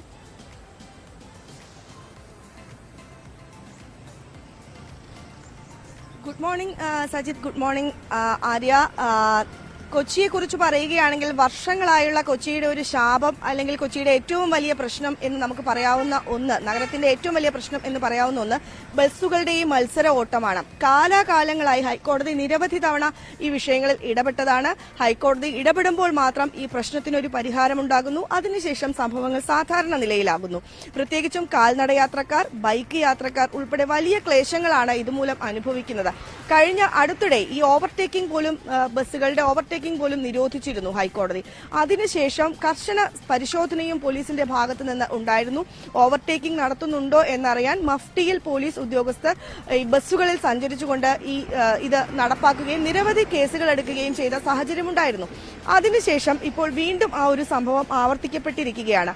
ഇന്നലെയാണ് മാധവ ഫാർമസി ജംഗ്ഷനിൽ ഒരു ബൈക്ക് യാത്രക്കാരൻ ഈ അപകടത്തിൽ മരിക്കുന്നത്. പ്രത്യേകിച്ചും ഈ ബസ് ഓവർടേക്ക് ചെയ്യുമ്പോഴാണ് ഈ ബൈക്ക് യാത്രക്കാരന്റെ മുകളിലൂടെ കയറി പായുന്നത്. അതിദാരുണമായിരുന്നു അതിന്റെ CCTV ദൃശ്യങ്ങൾ. ഏതായാലും അയാൾ തൽക്ഷണം മരിക്കുകയും ചെയ്തു. ഈ സംഭവത്തിൽ ഈ ഡ്രൈവർക്കെതിരെ മനഃപൂർവ്വമല്ലാത്ത നരഹത്യക്കാണ് കേസെടുത്തിരിക്കുന്നത്. ഒപ്പം തന്നെ ഇയാളെ കസ്റ്റഡിയിലെടുത്തിട്ടുണ്ട്. ഇന്ന് ഇയാളെ കോടതിയിൽ ഹാജരാക്കും എന്നാണ് നമുക്ക് മനസ്സിലാക്കാൻ സാധിക്കുന്നത്. പ്രശ്നം കോടതിയുടെ ശ്രദ്ധയിൽപ്പെട്ടു. ഹൈക്കോടതി ഇന്നലെ തന്നെ കൊച്ചി DCPയെ വിളിച്ചു വരുത്തി. അതിനുശേഷം അദ്ദേഹത്തോട് കാരണങ്ങൾ ആരാഞ്ഞു. എന്താണ് ഇതിന് പരിഹാരം എന്ന് ചോദിച്ചു. അപ്പോൾ പോലീസ് പറഞ്ഞ മറുപടി ഇതായിരുന്നു. അതായത് ആദ്യഘട്ടങ്ങളിലെല്ലാം ഹൈക്കോടതി ഇടപെടുമ്പോൾ ഈ സംഭവങ്ങളെല്ലാം ഒഴിവാകുന്നു, പിന്നീട് ഇത് ആവർത്തിച്ചുകൊണ്ടേയിരിക്കുന്നു എന്നാണ് DCP പറഞ്ഞ മറുപടി. പക്ഷെ അതങ്ങനെ വിടാൻ പറ്റില്ല എന്നാണ് കോടതി അപ്പോൾ വ്യക്തമാക്കിയത്. ഒപ്പം തന്നെ ഈ വിഷയം പഠിക്കുന്ന അമിക്കസ് ക്യൂറിയോടും കോടതി ഈ വിഷയത്തെക്കുറിച്ച് ആരാഞ്ഞു. അദ്ദേഹവും ഇതേ അഭിപ്രായം തന്നെയാണ് പങ്കുവച്ചത്. അതിനുശേഷമാണ് കോടതി ഇന്നലെ ഈ കാര്യത്തിൽ കർശനമായ നിലപാട് സ്വീകരിക്കണം എന്ന് പറഞ്ഞത്. കോടതി പറഞ്ഞ ഒരു പ്രധാനപ്പെട്ട കാര്യം എന്ന് പറയുന്നത് ഡ്രൈവർമാർ വിചാരിച്ചാൽ ഈ മത്സരയോട്ടം തടയാം, ഈ അപകടങ്ങൾ ഉണ്ടാകുന്നത് തടയാൻ സാധിക്കും എന്നാണ് കോടതി പറഞ്ഞത്. ഏതായാലും സീബ്ര ലൈനുകൾ കർശനമാക്കണം, ഒപ്പം തന്നെ കാൽനട യാത്രക്കാർക്ക് പോകാനുള്ള പാതകൾ സുരക്ഷിതമാക്കണം എന്നതുൾപ്പെടെയുള്ള നിർദ്ദേശങ്ങൾ കോടതിയുടെ ഭാഗത്തു നിന്ന് ഇന്ന് ഉണ്ടായിട്ടുണ്ട്. ഏതായാലും ഇന്ന് ഈ പരിശോധനകൾ ശക്തമാക്കും പോലീസ് എന്നാണ് നമുക്ക് മനസ്സിലാക്കാൻ സാധിക്കുന്നത്. കഴിഞ്ഞ ദിവസങ്ങളിൽ തുടർന്ന പരിശോധനകൾ ഇന്നും ഈ പരിശോധനകൾ നടത്തും. മത്സരയോട്ടം നടക്കുന്നുണ്ടോ, ഒപ്പം തന്നെ ഏതെല്ലാം ബസ്സുകളാണ് ഇങ്ങനെ ഓവർടേക്ക് ചെയ്ത് കടന്നു പോകുന്നത് എന്നതുൾപ്പെടെയുള്ള കാര്യങ്ങൾ പരിശോധനയിൽ പരിശോധിക്കും എന്നാണ് മനസ്സിലാക്കാൻ കഴിയുന്നത്. ഏതായാലും ഇന്ന് അത്തരത്തിലുള്ള പരിശോധനകൾ നടക്കും. ഒപ്പം തന്നെ സീബ്ര ലൈൻ ഇല്ലാത്തിടത്ത് ആ സീബ്ര ലൈൻ വരയ്ക്കാനുള്ള ശ്രമങ്ങൾ അധികൃതരുടെ ഭാഗത്തു നിന്ന് ഉണ്ടാകും എന്നാണ് അറിയാൻ കഴിയുന്നത്. എന്തായാലും സുവി, കൊച്ചിയിൽ നിന്ന് പ്രധാനപ്പെട്ട നീക്കങ്ങൾ ഉണ്ടാകുമെന്നാണ് സുവി വ്യക്തമാക്കുന്നത്. തുടർ പരിശോധനകളും കാര്യങ്ങളും എല്ലാം നടത്തുമെന്നാണ് പോലീസ് അടക്കം വ്യക്തമാകുന്നത്. പക്ഷേ എത്ര നാൾ ഈ പരിശോധനകൾ നീണ്ടു നിൽക്കുമെന്നത് മറ്റൊരു ചോദ്യമാണ്. ഇനി നമ്മൾ പോകുന്നത് പാലക്കാട്ടേക്കാണല്ലേ. പാലക്കാട് ഇന്ന് CPM ജില്ലാ സെക്രട്ടേറിയറ്റ് ചേരുന്നുണ്ട്. സംസ്ഥാന സെക്രട്ടറി പാലക്കാടുണ്ട്. അവിടുത്തെ റിപ്പോർട്ടാണ് അവിടുത്തെ പ്രധാന അജണ്ട. ഒപ്പം തന്നെ വടക്കഞ്ചേരി ഏരിയ കമ്മിറ്റി അംഗം പാർട്ടി ഗ്രൂപ്പിൽ അയച്ച സന്ദേശം അതടക്കം ചർച്ചയാകുമെന്നാണ് മനസ്സിലാക്കാൻ സാധിക്കുന്നത്. നമുക്ക് എന്തായാലും പാലക്കാട്ടേക്ക് വരുമ്പോൾ ഇന്നലെ രാത്രി വന്ന ഒരു പ്രധാനപ്പെട്ട വാർത്തയുണ്ട്. പ്രസാദ് അവിടുന്ന് ചേരുന്നു. Prasad, very good morning. ഈ ധോണിയിലെ വീണ്ടും കാട്ടാന ശല്യമല്ല, അവിടുന്ന് ഉയരുന്ന വാർത്ത പുലി ശല്യമാണ്. എന്താണ് ഇന്നലെ രാത്രി സംഭവിച്ചത്? അവിടെ ആ ഒരു ആശങ്കയ്ക്ക് ഏത് തരത്തിലുള്ള ഇടപെടലാണ് പിന്നീട് വനം വകുപ്പ് നടത്തിയിരിക്കുന്നത്?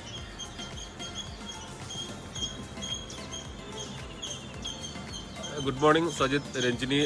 നേരത്തെ പറഞ്ഞതുപോലെ ഇപ്പോൾ ധോണിക്കാരെ സംബന്ധിച്ചിടത്തോളം നാടൻ പ്രയോഗമാണെങ്കിൽ ഇടിവെട്ടിവനെ പാമ്പ് കടിച്ചു എന്നുള്ള അവസ്ഥയാണ്. കാരണം കഴിഞ്ഞ കുറേ ദിവസങ്ങളായി കാട്ടാന ശല്യം കൊണ്ട് പുറത്തിറങ്ങാൻ കഴിയാത്തൊരവസ്ഥയായിരുന്നു. ഇപ്പോൾ ഇന്നലെ രാത്രിയാണ് ഈ മേഖലയിൽ പുലി ഇറങ്ങിയിട്ടുള്ളത്.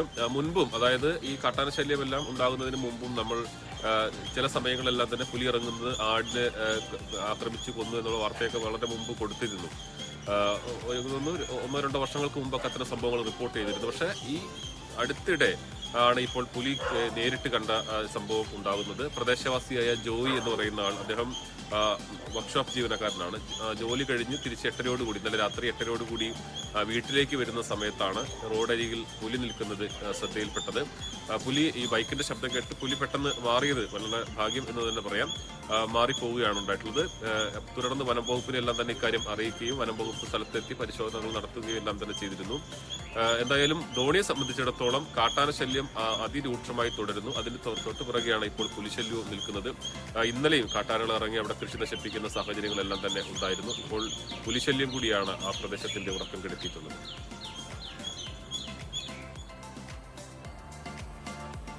തീർച്ചയായും പ്രസാദാണ് അവിടുന്ന് വിശദാംശങ്ങൾ പങ്കുവെച്ചുകൊണ്ടിരിക്കുന്നത്. എന്തായാലും കാട്ടാനശല്യം, പുലിശല്യം, ധോണി നിവാസികളാകെ ആശങ്കയിലാണ്. കൃത്യമായൊരു നടപടി വേണമെന്നാണ് അവർ ആവശ്യപ്പെടുന്നത്. പ്രസാദ്, മറ്റൊരു കാര്യം, ഇന്ന് CPM ജില്ലാ സെക്രട്ടേറിയറ്റ് ചേരുന്നുണ്ടല്ലോ. സംസ്ഥാന സെക്രട്ടറി അവിടെയുണ്ട്. എന്ത് പ്രതീക്ഷിക്കണം? എങ്ങനെയാണ് ഇതുമായി ബന്ധപ്പെട്ട കാര്യങ്ങൾ കൂടി?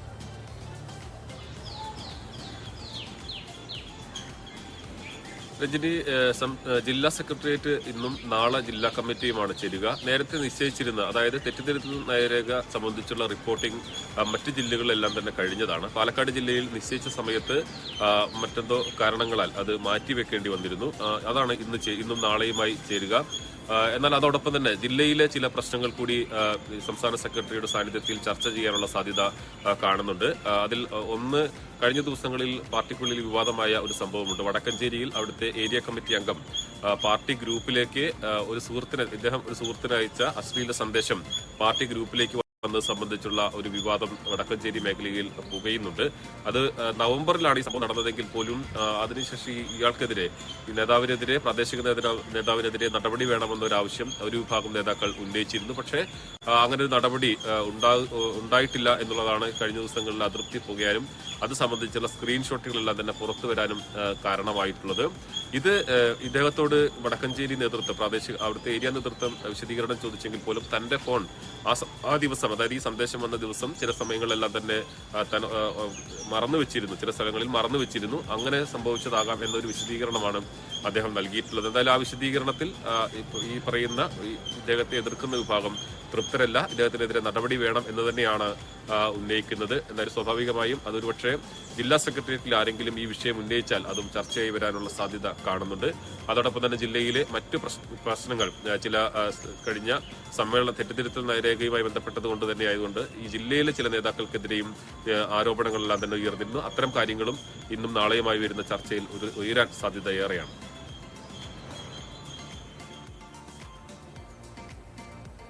യെസ്, പാലക്കാട് ചിത്രം അതാണ്. എന്തായാലും പാലക്കാടും ഇത് നിർണായകമാണ്. ധോണിയിലെ ഈ പുലിശല്യത്തിനും ഒപ്പം രാഷ്ട്രീയമായും പാലക്കാടിനെ ചൂട് പിടിപ്പിക്കുന്ന നിരവധി സംഭവങ്ങൾ അവിടെ ഉണ്ട് എന്നതാണ് പ്രസാദ് വ്യക്തമാക്കുന്നത്. എന്തായാലും പ്രസാദ്, വളരെ നന്ദി പാലക്കാട്ടെ പൊതുചിത്രം പ്രേക്ഷകരുമായി പങ്കുവച്ചതിന്. ഇത് പാലക്കാട്ടെ ഈ പുലിശല്യവും ധോണിയിലെ ആശങ്കയും ചർച്ച ചെയ്യുന്നതിനിടയിൽ തന്നെയാണ് ഇടുക്കിയിൽ നിന്നും മറ്റൊരു വാർത്ത വരുന്നത്. ഇടുക്കിയിൽ അരിക്കൊമ്പൻ കുറച്ച് ദിവസങ്ങളായിട്ട് പ്രശ്നങ്ങൾ ഉണ്ടാക്കിക്കൊണ്ടിരിക്കുകയാണ്. അരിക്കൊമ്പൻ മാത്രമല്ല, ചക്കക്കൊമ്പനുണ്ട്, മുട്ടക്കൊമ്പനുണ്ട്, അങ്ങനെ പല പല ആനകൾ അവിടെ ഇറങ്ങി പ്രദേശവാസികളെ ഉറക്കപ്പെടുത്തുകയാണ്. ആശങ്ക ഉയർത്തുന്ന അരിക്കൊമ്പനാണ്. എന്തായാലും അരിക്കൊമ്പനെ പിടിക്കാൻ വേണ്ടി കഴിഞ്ഞ ദിവസം RRT സംഘമൊക്കെ അവിടെ എത്തി നിരീക്ഷണം ശക്തമാക്കിയിട്ടുണ്ട്. ഈ RRT സംഘത്തിന്റെ റിപ്പോർട്ട് വനം വകുപ്പിനും അരുൺ സക്കറയ്ക്കും അടക്കം കൈമാറിയ ശേഷമാകും മയക്കുവെടി വെച്ച് പിടിക്കണമെന്നടക്കമുള്ള കാര്യത്തിൽ ഒരു തീരുമാനമുണ്ടാവുക. ഓക്കെ, എന്തായാലും അരിക്കൊമ്പനെ ഉടൻ തന്നെ പിടിച്ച് കാട്ടിലേക്ക് മാറ്റുക, അല്ലെങ്കിൽ മറ്റൊരു കൂടൊരുക്കി അങ്ങോട്ടേക്ക് മാറ്റണമെന്ന ആവശ്യം നാട്ടുകാർ ശക്തമായി തന്നെ ഉന്നയിക്കുന്നുണ്ട്. അതിൽ ഇന്ന് എന്തായാലും അതിന്റെ തുടർ നടപടികളിലേക്ക് വനം വകുപ്പ് കടക്കുന്നു എന്നതാണ് ഇടുക്കിയിൽ നിന്നും വരുന്ന ഒരു പ്രധാനപ്പെട്ട വാർത്ത എന്ന പ്രത്യേകതയുമുണ്ട്. അതാണ് ഒരു പൊതുവായ സാഹചര്യം. ഇനി നമ്മൾ കോട്ടയത്തേക്കാണ്.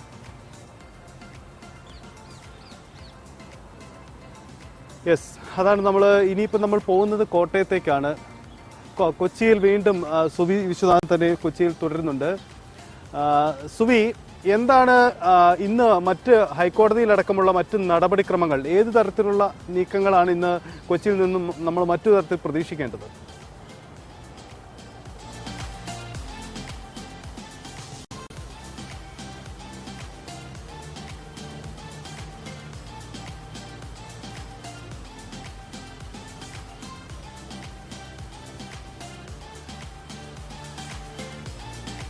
യെസ്, അപ്പം നമുക്ക് കൊച്ചിയിലേക്ക് വരുന്നതിന് മുമ്പ് തന്നെ കൊച്ചിയിൽ നിന്ന് മറ്റൊരു പ്രധാനപ്പെട്ട വാർത്തയുണ്ട്. കൊച്ചിയിൽ സ്പായിലെ ജോലിക്കെത്തിയ യുവതിയെ പീഡിപ്പിക്കാൻ ശ്രമിച്ച ജീവനക്കാരൻ അറസ്റ്റിൽ എന്നൊരു പ്രധാനപ്പെട്ട വാർത്തയാണ്. മസാജിങ്ങിന്റെ മറവിൽ പെൺവാണിഭമാണ് സ്ഥാപനത്തിൽ നടക്കുന്നതെന്ന് യുവതി ന്യൂസ് 18നോട് വെളിപ്പെടുത്തി.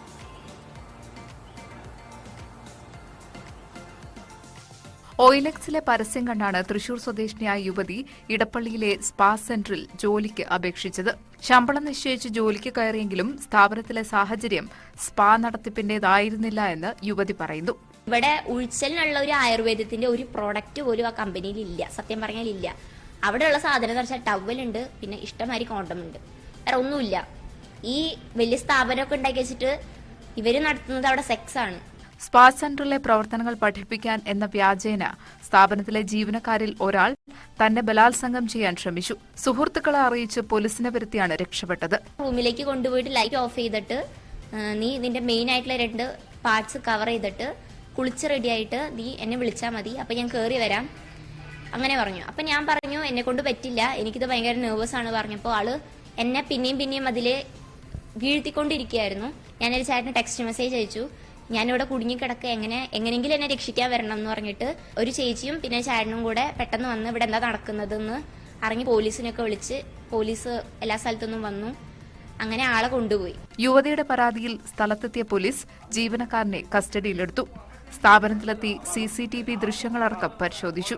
പരാതിയിൽ വിശദമായ അന്വേഷണം നടത്തുമെന്നും പോലീസ് അറിയിച്ചു. ഇടപ്പള്ളിക്കൊപ്പം നഗരത്തിൽ 8 കൂടി സ്ഥാപനത്തിന് ശാഖകൾ ഉണ്ട്. ന്യൂസ് 18 കൊച്ചി.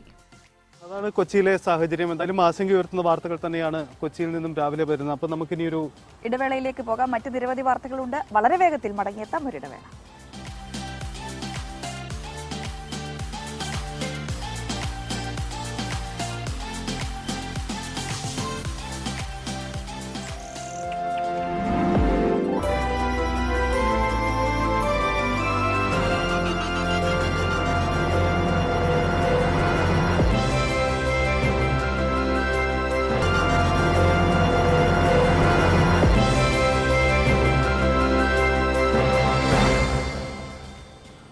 പ്രഭാത കേരളം തുടരുകയാണ്. കൂടുതൽ വാർത്തകളിലേക്ക് വരുമ്പോൾ ഒരു ചികിത്സാ സഹായവുമായി ബന്ധപ്പെട്ട വാർത്തയാണ്. അർബുദബാധിതനായ 25 വയസ്സുകാരൻ ചികിത്സയ്ക്കായി നാടിന്റെ കാരുണ്യം തേടുകയാണ്. ഇപ്പോൾ തിരുവനന്തപുരം RCCയിൽ ചികിത്സയിലാണ് അദ്ദേഹം. കോട്ടയം കാഞ്ഞിരപ്പള്ളി കുളപ്പുറം സ്വദേശി മിഥുൻ മനോജാണ് അസുഖബാധിതനായി ഇപ്പോൾ RCCയിൽ ചികിത്സയിലുള്ളത്. 25 ലക്ഷം രൂപയാണ് അദ്ദേഹത്തിന്റെ ചികിത്സയ്ക്കായി ആവശ്യമുള്ളത്. ഇപ്പോൾ അദ്ദേഹം ഇത്തരത്തിലുള്ള സഹായങ്ങൾ പ്രതീക്ഷിക്കുകയാണ്. പറ്റുന്നവരടക്കം അദ്ദേഹത്തെ സഹായിക്കണമെന്നാണ് ഞങ്ങളുടെയും അഭ്യർത്ഥന. ഒരു കുടുംബത്തിന്റെ ആകെ പ്രതീക്ഷയായ 25 വയസ്സുകാരനാണ് ശ്വാസകോശ അർബുദത്തെ തുടർന്ന് RCCയിൽ ചികിത്സയിൽ കഴിയുന്നത്. നിർധന കുടുംബത്തെ കരകയറ്റാനായി വിദേശത്ത് ജോലിയിൽ പ്രവേശിച്ചതിന് തൊട്ടു പിന്നാലെയാണ് മിഥുന് അർബുദം സ്ഥിരീകരിച്ചത്. ചികിത്സിച്ചാൽ ഭേദമാകുമെന്ന് ഡോക്ടർമാർ ഉറപ്പു പറയുന്നു. പക്ഷേ 25 ലക്ഷത്തോളം രൂപയാണ് ആകെ ചെലവാകുക. നാടിന്റെ നാനാഭാഗത്തു നിന്നുള്ള ഉദാരമതികളായ ആളുകളുടെ സഹായം, സുമനസ്സുകളുടെ സഹായം തേടുകയാണ്. അതിനുവേണ്ടി ഗൂഗിൾ പേ അക്കൗണ്ട് അടക്കം അക്കൗണ്ട് എടുത്തിട്ടുണ്ട്. അപ്പോൾ അതിലൂടെയൊക്കെ ലഭിക്കുന്ന സഹായത്തിലൂടെ മിഥുൻ്റെ ജീവൻ രക്ഷിക്കാൻ ആവശ്യമായ ചികിത്സ നടത്താൻ പര്യാപ്തമായ തുക സമാഹരിക്കാൻ കഴിയുമെന്നുള്ള പ്രതീക്ഷയോട് മുന്നോട്ട് പോവുകയാണ്. MLA ഉൾപ്പെടെയുള്ളവരുടെ നേതൃത്വത്തിൽ നാടൊന്നാകെ മിഥുനായി രംഗത്തിറങ്ങിക്കഴിഞ്ഞു. കൂവപ്പള്ളി സർവീസ് സഹകരണ ബാങ്കിൽ അക്കൗണ്ട് തുടങ്ങി ചികിത്സാ സഹായം തേടുകയാണ്. ഞായറാഴ്ച ജനപ്രതിനിധികളും യുവജന സംഘടനാ പ്രതിനിധികളും പ്രാദേശികമായി വീടുകളിലെത്തിയും സഹായ അഭ്യർത്ഥന നടത്തുന്നുണ്ട്. പെയിന്റിംഗ് തൊഴിലാളിയാണ് മിഥുന്റെ പിതാവ്. ന്യൂസ് 18 കോട്ടയം. നമ്മൾ പാലക്കാടേക്കാണ് പോകുന്നത്. എന്തായാലും കോട്ടയത്ത് നിന്നും ശ്രീജിത്ത് റിപ്പോർട്ട് ചെയ്ത ആ യുവാവിൻ്റെ ചികിത്സാ സഹായത്തിന് വേണ്ടി കൂടുതൽ സഹായങ്ങൾ ഉണ്ടാവട്ടെ എന്ന് നമുക്കും ആഗ്രഹിക്കാം, ആശ്വസിക്കാം. ഒപ്പം നമ്മൾ പാലക്കാടേക്ക് പോകുമ്പോൾ പാലക്കാട് മലമ്പുഴയിൽ നിന്നാണ് വാർത്ത. മലമ്പുഴയിൽ കോടികൾ ചെലവഴിച്ച് നിർമ്മിച്ച മലമ്പുഴ ബസ് സ്റ്റാൻഡ് കെട്ടിടം നോക്കുകുത്തിയായി തുടരുന്നു എന്നതാണ് വാർത്ത. ഉദ്ഘാടനം കഴിഞ്ഞ് വർഷങ്ങൾ കഴിഞ്ഞിട്ടും ബസ്സുകൾ കയറാത്ത സ്ഥലം ഇപ്പോൾ സമൂഹ വിരുദ്ധരുടെ ഒരു താവളമായി മാറി. പാലക്കാട്ടെ പ്രധാന വിനോദസഞ്ചാര കേന്ദ്രമായ മലമ്പുഴയിൽ റോക്ക് ഗാർഡന് എതിർവശം 2016 നിർമ്മിച്ച ബസ് സ്റ്റാൻഡാണിത്. വിരലിൽ എണ്ണാവുന്ന ദിവസമൊഴിച്ച് അന്ന് തൊട്ടിന്നുവരെ ഒരു ബസ്സും കയറിയിട്ടില്ല. ഇപ്പോൾ തെരുവ് നായകൾക്ക് കിടക്കാനുള്ള സ്ഥലവും വൈകിട്ട് സാമൂഹ്യവിരുദ്ധരുടെ താവളവുമായും ഈ ബസ് സ്റ്റാൻഡ് കെട്ടിടം മാറി. ചിലർക്കിത് മദ്യം ഒളിപ്പിക്കാനുള്ള സ്ഥലമാണ്.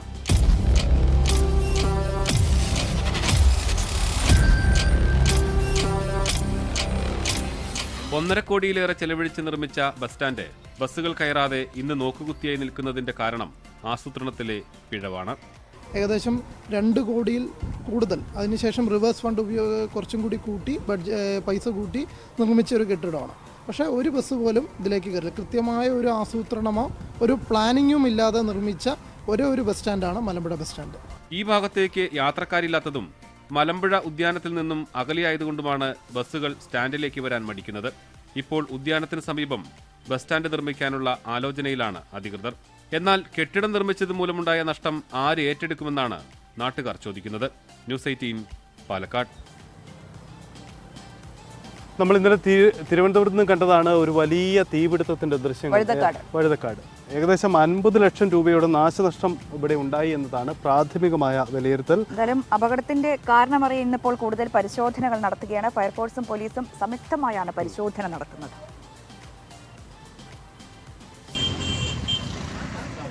വഴുതക്കാട് MV അപ്പൻ റോഡിലെ KS അക്വേറിയം ഇന്നലെയുണ്ടായ തീപിടുത്തത്തിൽ പൂർണ്ണമായും കത്തി നശിച്ചിരുന്നു. വെൽഡിംഗ് ജോലിക്കിടെയുണ്ടായ തീപിടുത്തം ജീവനക്കാർ അറിയാൻ വൈകി. പുറത്ത് പുക ഉയരുന്നത് കണ്ടപ്പോഴാണ് ജീവനക്കാർ തീപിടിച്ച വിവരം അറിയുന്നത്. 4 മണിക്കൂറോളം എടുത്താണ് തീ അണച്ചത്. ഫയർഫോഴ്സ് ഉദ്യോഗസ്ഥർ ഇന്ന് സ്ഥാപനത്തിലെത്തി ശാസ്ത്രീയ പരിശോധന നടത്തും. തീപിടുത്തത്തിന് കാരണം കണ്ടെത്തുകയാണ് ലക്ഷ്യം. കടയുടെ വികസന പ്രവർത്തനങ്ങൾക്കായാണ് വെൽഡിംഗ് നടത്തിയതെന്നാണ് ഉടമ പറയുന്നത്. മുൻകൂർ അനുമതി തേടി നടത്തേണ്ട പ്രവൃത്തിയാണോ കടയ്ക്കകത്ത് ചെയ്തതെന്ന് പരിശോധിക്കും. വിവിധതരം അക്വേറിയങ്ങളും ഗ്ലാസ് ബൌളുകളും അലങ്കാര മത്സ്യങ്ങളും അവയുടെ ഭക്ഷ്യവസ്തുക്കളുമാണ് കടയ്ക്കുള്ളിലുണ്ടായിരുന്നത്. 50,000 രൂപയുടെ അലങ്കാര മത്സ്യങ്ങൾ തീപിടിക്കുമ്പോൾ കടയിലുണ്ടായിരുന്നു. 50 ലക്ഷം രൂപയുടെ നഷ്ടമുണ്ടായെന്നാണ് പ്രാഥമിക വിലയിരുത്തൽ. ന്യൂസ് 18 തിരുവനന്തപുരം. എന്തായാലും സംസ്ഥാനത്ത് ഈ തീ അപകടങ്ങൾ രൂക്ഷമായി തുടരുന്നു എന്നതാണ് സാഹചര്യം. കഴിഞ്ഞ ദിവസം പത്തനംതിട്ടയിലൊക്കെ കണ്ടതാണ്. എന്തായാലും വഴുതക്കാട്ടെ ഈ അപകടത്തിന്റെ കാരണം അന്വേഷിച്ചുള്ള അന്വേഷണം ഇനിയും തുടരുമെന്ന് തന്നെ കരുതാം. അപ്പോൾ നമ്മൾ ഇനിയൊരു ഇടവേളയിലേക്കാണ് പോകുന്നത്. ഇടവേളയ്ക്ക് ശേഷം 2 അതിഥികൾ പ്രേക്ഷകരെ കാത്തിരിപ്പുണ്ട്. തിയേറ്ററിൽ തകർത്തോടുന്ന രോമാഞ്ചം സിനിമയിലെ 2 പ്രധാന കഥാപാത്രങ്ങളെ അവതരിപ്പിച്ചവരാണ്. അവരിലേക്ക് എത്താം ഇടവേളയ്ക്ക് ശേഷം.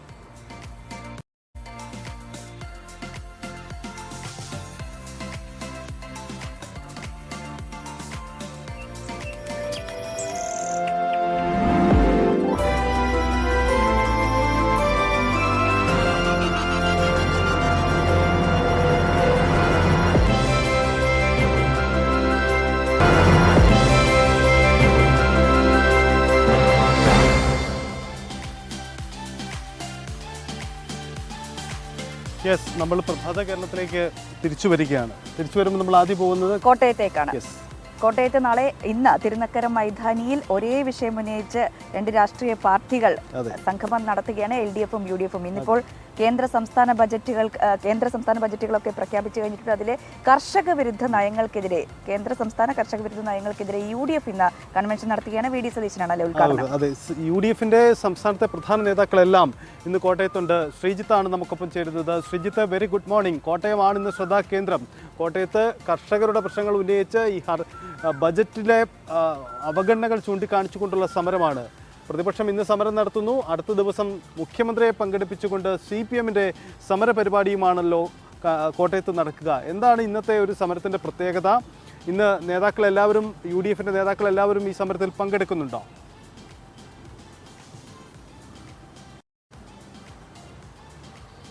സജിത്ത്, തീർച്ചയായും എല്ലാ നേതാക്കളും പങ്കെടുക്കും.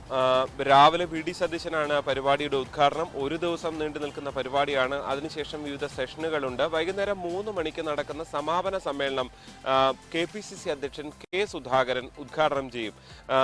വിവിധ നേതാക്കൾ, രമേശ് ചെന്നിത്തല ഉൾപ്പെടെയുള്ള വിവിധ കോൺഗ്രസിലെ ഏതാണ്ട് എല്ലാ നേതാക്കളെയും, PK കുഞ്ഞാലിക്കുട്ടി ഉൾപ്പെടെ ഘടകകക്ഷികളുടെ മുതിർന്ന നേതാക്കളെയും എല്ലാം എത്തിച്ചുകൊണ്ടാണ് കോട്ടയം ഒരു സമരത്തിന്റെ കേന്ദ്രമായി, അതായത് സംസ്ഥാനതല സമര പ്രഖ്യാപന കൺവെൻഷൻ എന്ന നിലയ്ക്കാണ്, പ്രത്യേകിച്ച് കർഷക വിഷയങ്ങൾ ഉന്നയിച്ചുകൊണ്ടാണ് ഈ ഒരു സമരം നടക്കുന്നത്. കോട്ടയം റബ്ബറിന്റെ ഒരു കേന്ദ്രം എന്ന നിലയിൽ റബ്ബർ ഉൾപ്പെടെയുള്ള വിഷയങ്ങളും പ്രധാനമായും ഉന്നയിക്കുന്നു എന്നുള്ളതാണ്. തിരുനക്കര മൈതാനി ഒരുപാട് രാഷ്ട്രീയ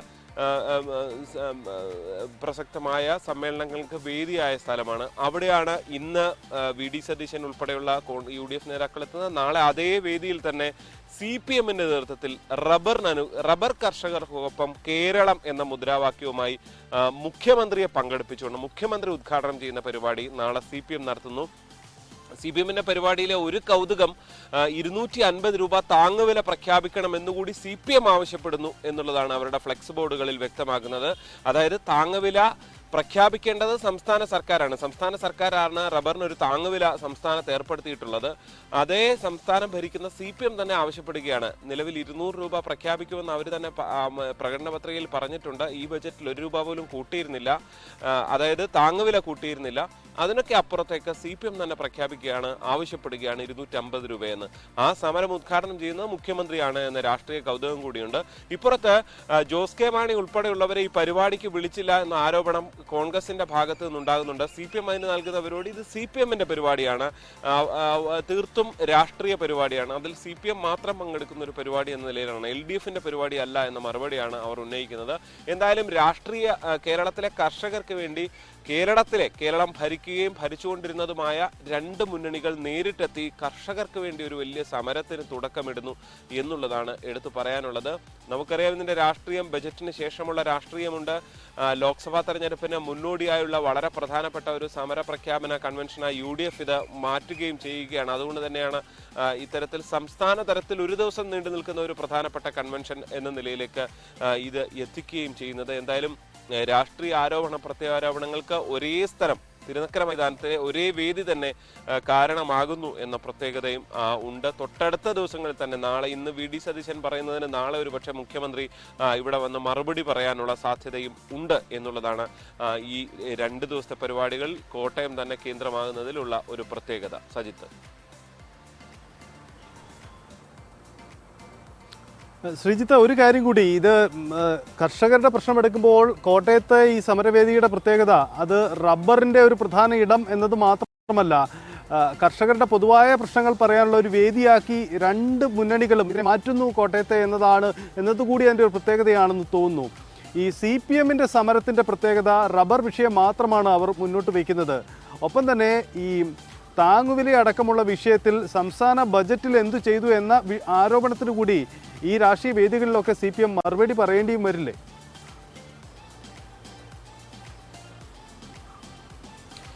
തീർച്ചയായും CPMന്റെ ഫ്ലക്സ് ബോർഡുകൾ തന്നെ കൗതുകകരമായി തോന്നിയത് അവിടെയാണ് സജിത്ത്. അതൊരു വാർത്തയായി മാറുന്നതും അവിടെയാണ്. 250 രൂപ താങ്ങുവില വേണമെന്ന് CPM തന്നെ ആവശ്യപ്പെടുകയാണ്. ആ പരിപാടി ഉദ്ഘാടനം ചെയ്യുന്നത് അല്ലെങ്കിൽ ആ സമരത്തിന് നേതൃത്വം കൊടുക്കുന്നത് മുഖ്യമന്ത്രി പിണറായി വിജയൻ തന്നെയാണ്. ഇപ്പുറത്ത് UDFന്റെ പരിപാടി വിവിധ കാർഷിക വിഷയങ്ങൾ ഉന്നയിച്ചാണെങ്കിൽ റബ്ബർ കർഷകർക്കൊപ്പം കേരളം എന്ന തലക്കെട്ടോടുകൂടിയാണ്, മുദ്രാവാക്യത്തോടുകൂടിയാണ് CPMന്റെ സമരം. അത് കേന്ദ്ര സർക്കാരിനെതിരെയാണ്. കേന്ദ്ര സർക്കാർ റബ്ബർ വിഷയത്തിൽ ഒന്നും ചെയ്യുന്നില്ല.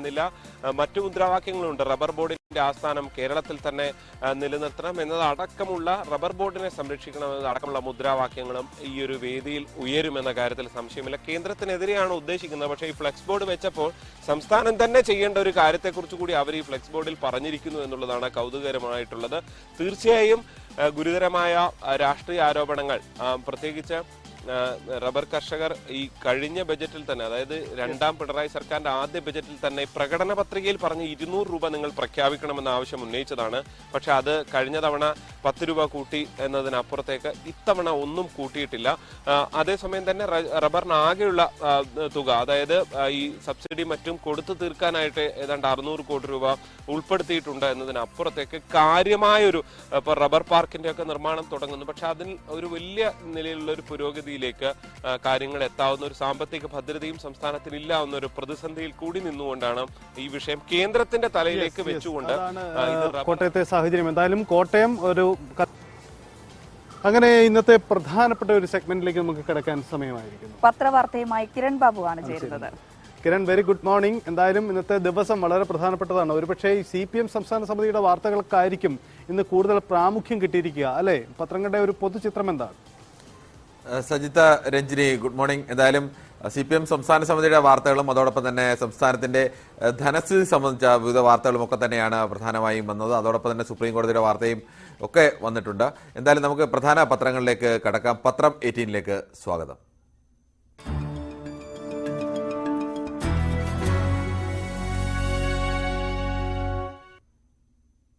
നമസ്കാരം. നമുക്ക് തുടക്കത്തിൽ മാതൃഭൂമിയുടെ വാർത്ത, മാതൃഭൂമിയുടെ പ്രധാന വാർത്ത കേരളം കടമെടുക്കുന്നു എന്നുള്ളതാണ്. 2000 കോടി കടമെടുക്കുന്നു.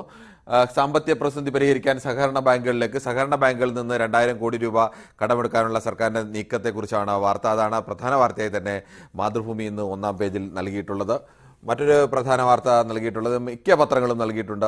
ആളുകൾക്ക് പ്രതീക്ഷ നൽകുന്ന ഒരു വാർത്തയാണ്. വലിയ ഭൂകമ്പമൊക്കെ ഉണ്ടായി തുർക്കിയിലും സിറിയയിലും ആയിരക്കണക്കിന് ആളുകൾ മരിച്ചു വീഴുന്ന ഒരു സമയത്ത് ഒരു കുഞ്ഞ് ഈ ഭൂകമ്പത്തിനടിയിൽ പെട്ടുപോയ ഒരു ഗർഭിണി ആ സമയത്ത് ആ കെട്ടിട അവശിഷ്ടങ്ങൾക്കിടയിൽ വെച്ച് പ്രസവിക്കുന്നു. ആ കുഞ്ഞ് ദിവസങ്ങൾക്ക് ശേഷം ഇപ്പോൾ ഈ കഴിഞ്ഞ ദിവസമൊക്കെ നോക്കുമ്പോൾ അങ്ങനെ ആരുടെയും ജീവനോടെ കിട്ടുന്നില്ല, എല്ലാം ശവങ്ങൾ മാത്രമാണ് കിട്ടിക്കൊണ്ടിരുന്നത്. ആ ഒരു ഘട്ടത്തിലാണ് ഒരു ചെറിയ ഞരക്കം കേട്ട് എടുക്കുന്നത്. അപ്പോൾ അങ്ങനെ ഒരു കുഞ്ഞിനെ കിട്ടി. ആ ഭൂകമ്പത്തിനിടയിൽ നിന്നാണ് ആ കുഞ്ഞ് ജനിച്ചത്. ആ കുഞ്ഞിന് പേരിട്ടത് അയ എന്നാണ്. അയ എന്നാൽ അത്ഭുത ശിശു എന്നാണ് അർത്ഥം. ഒരു ജനതയെ ആകെ വിറങ്ങലിച്ചു നിൽക്കുന്ന ഒരു ജനതയ്ക്ക് പ്രതീക്ഷയുടെ ഒരു വലിയ മുഖമാണ് ആ കുഞ്ഞ്. ആ ഭൂകമ്പത്തിനിടയിൽ ജനിച്ചൊരു കുഞ്ഞ് ഇപ്പോഴും ജീവനോടെ ഉണ്ട് എന്നുള്ളത്. ആ കുഞ്ഞിനെ ദത്തെടുക്കാൻ തയ്യാറായി. കുഞ്ഞിൻ്റെ അടുത്ത ബന്ധുക്കളെല്ലാം മരിച്ചു. ഒരു അമ്മാവൻ മാത്രമാണ് ഇനി ഉള്ളത്.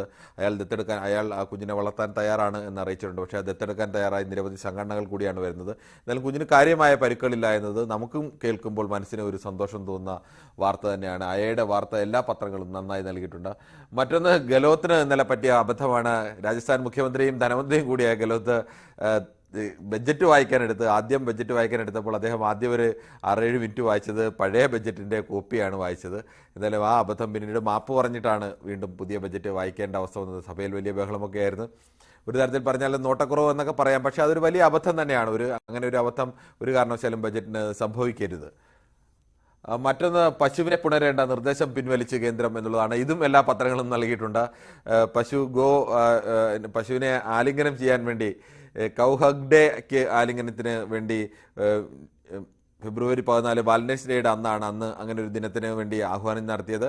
അത് കേന്ദ്ര മൃഗസംരക്ഷണ ബോർഡിൻ്റേതായിരുന്നു ആഹ്വാനം. എന്തായാലും അത് പിൻവലിച്ചിട്ടുണ്ട്. ഇതിനെതിരെ വലിയ ട്രോളുകളും പരിഹാസങ്ങളും ഒക്കെയാണ് വന്നത്. എന്തായാലും അത് പിൻവലിച്ചുകൊണ്ട് ഇന്നലെ ഉത്തരവ് വന്നിരിക്കുക, അതും നൽകിയിട്ടുണ്ട്. മറ്റൊന്ന്, മാതൃഭൂമിയുടെ എഡിറ്റോറിയലാണ്.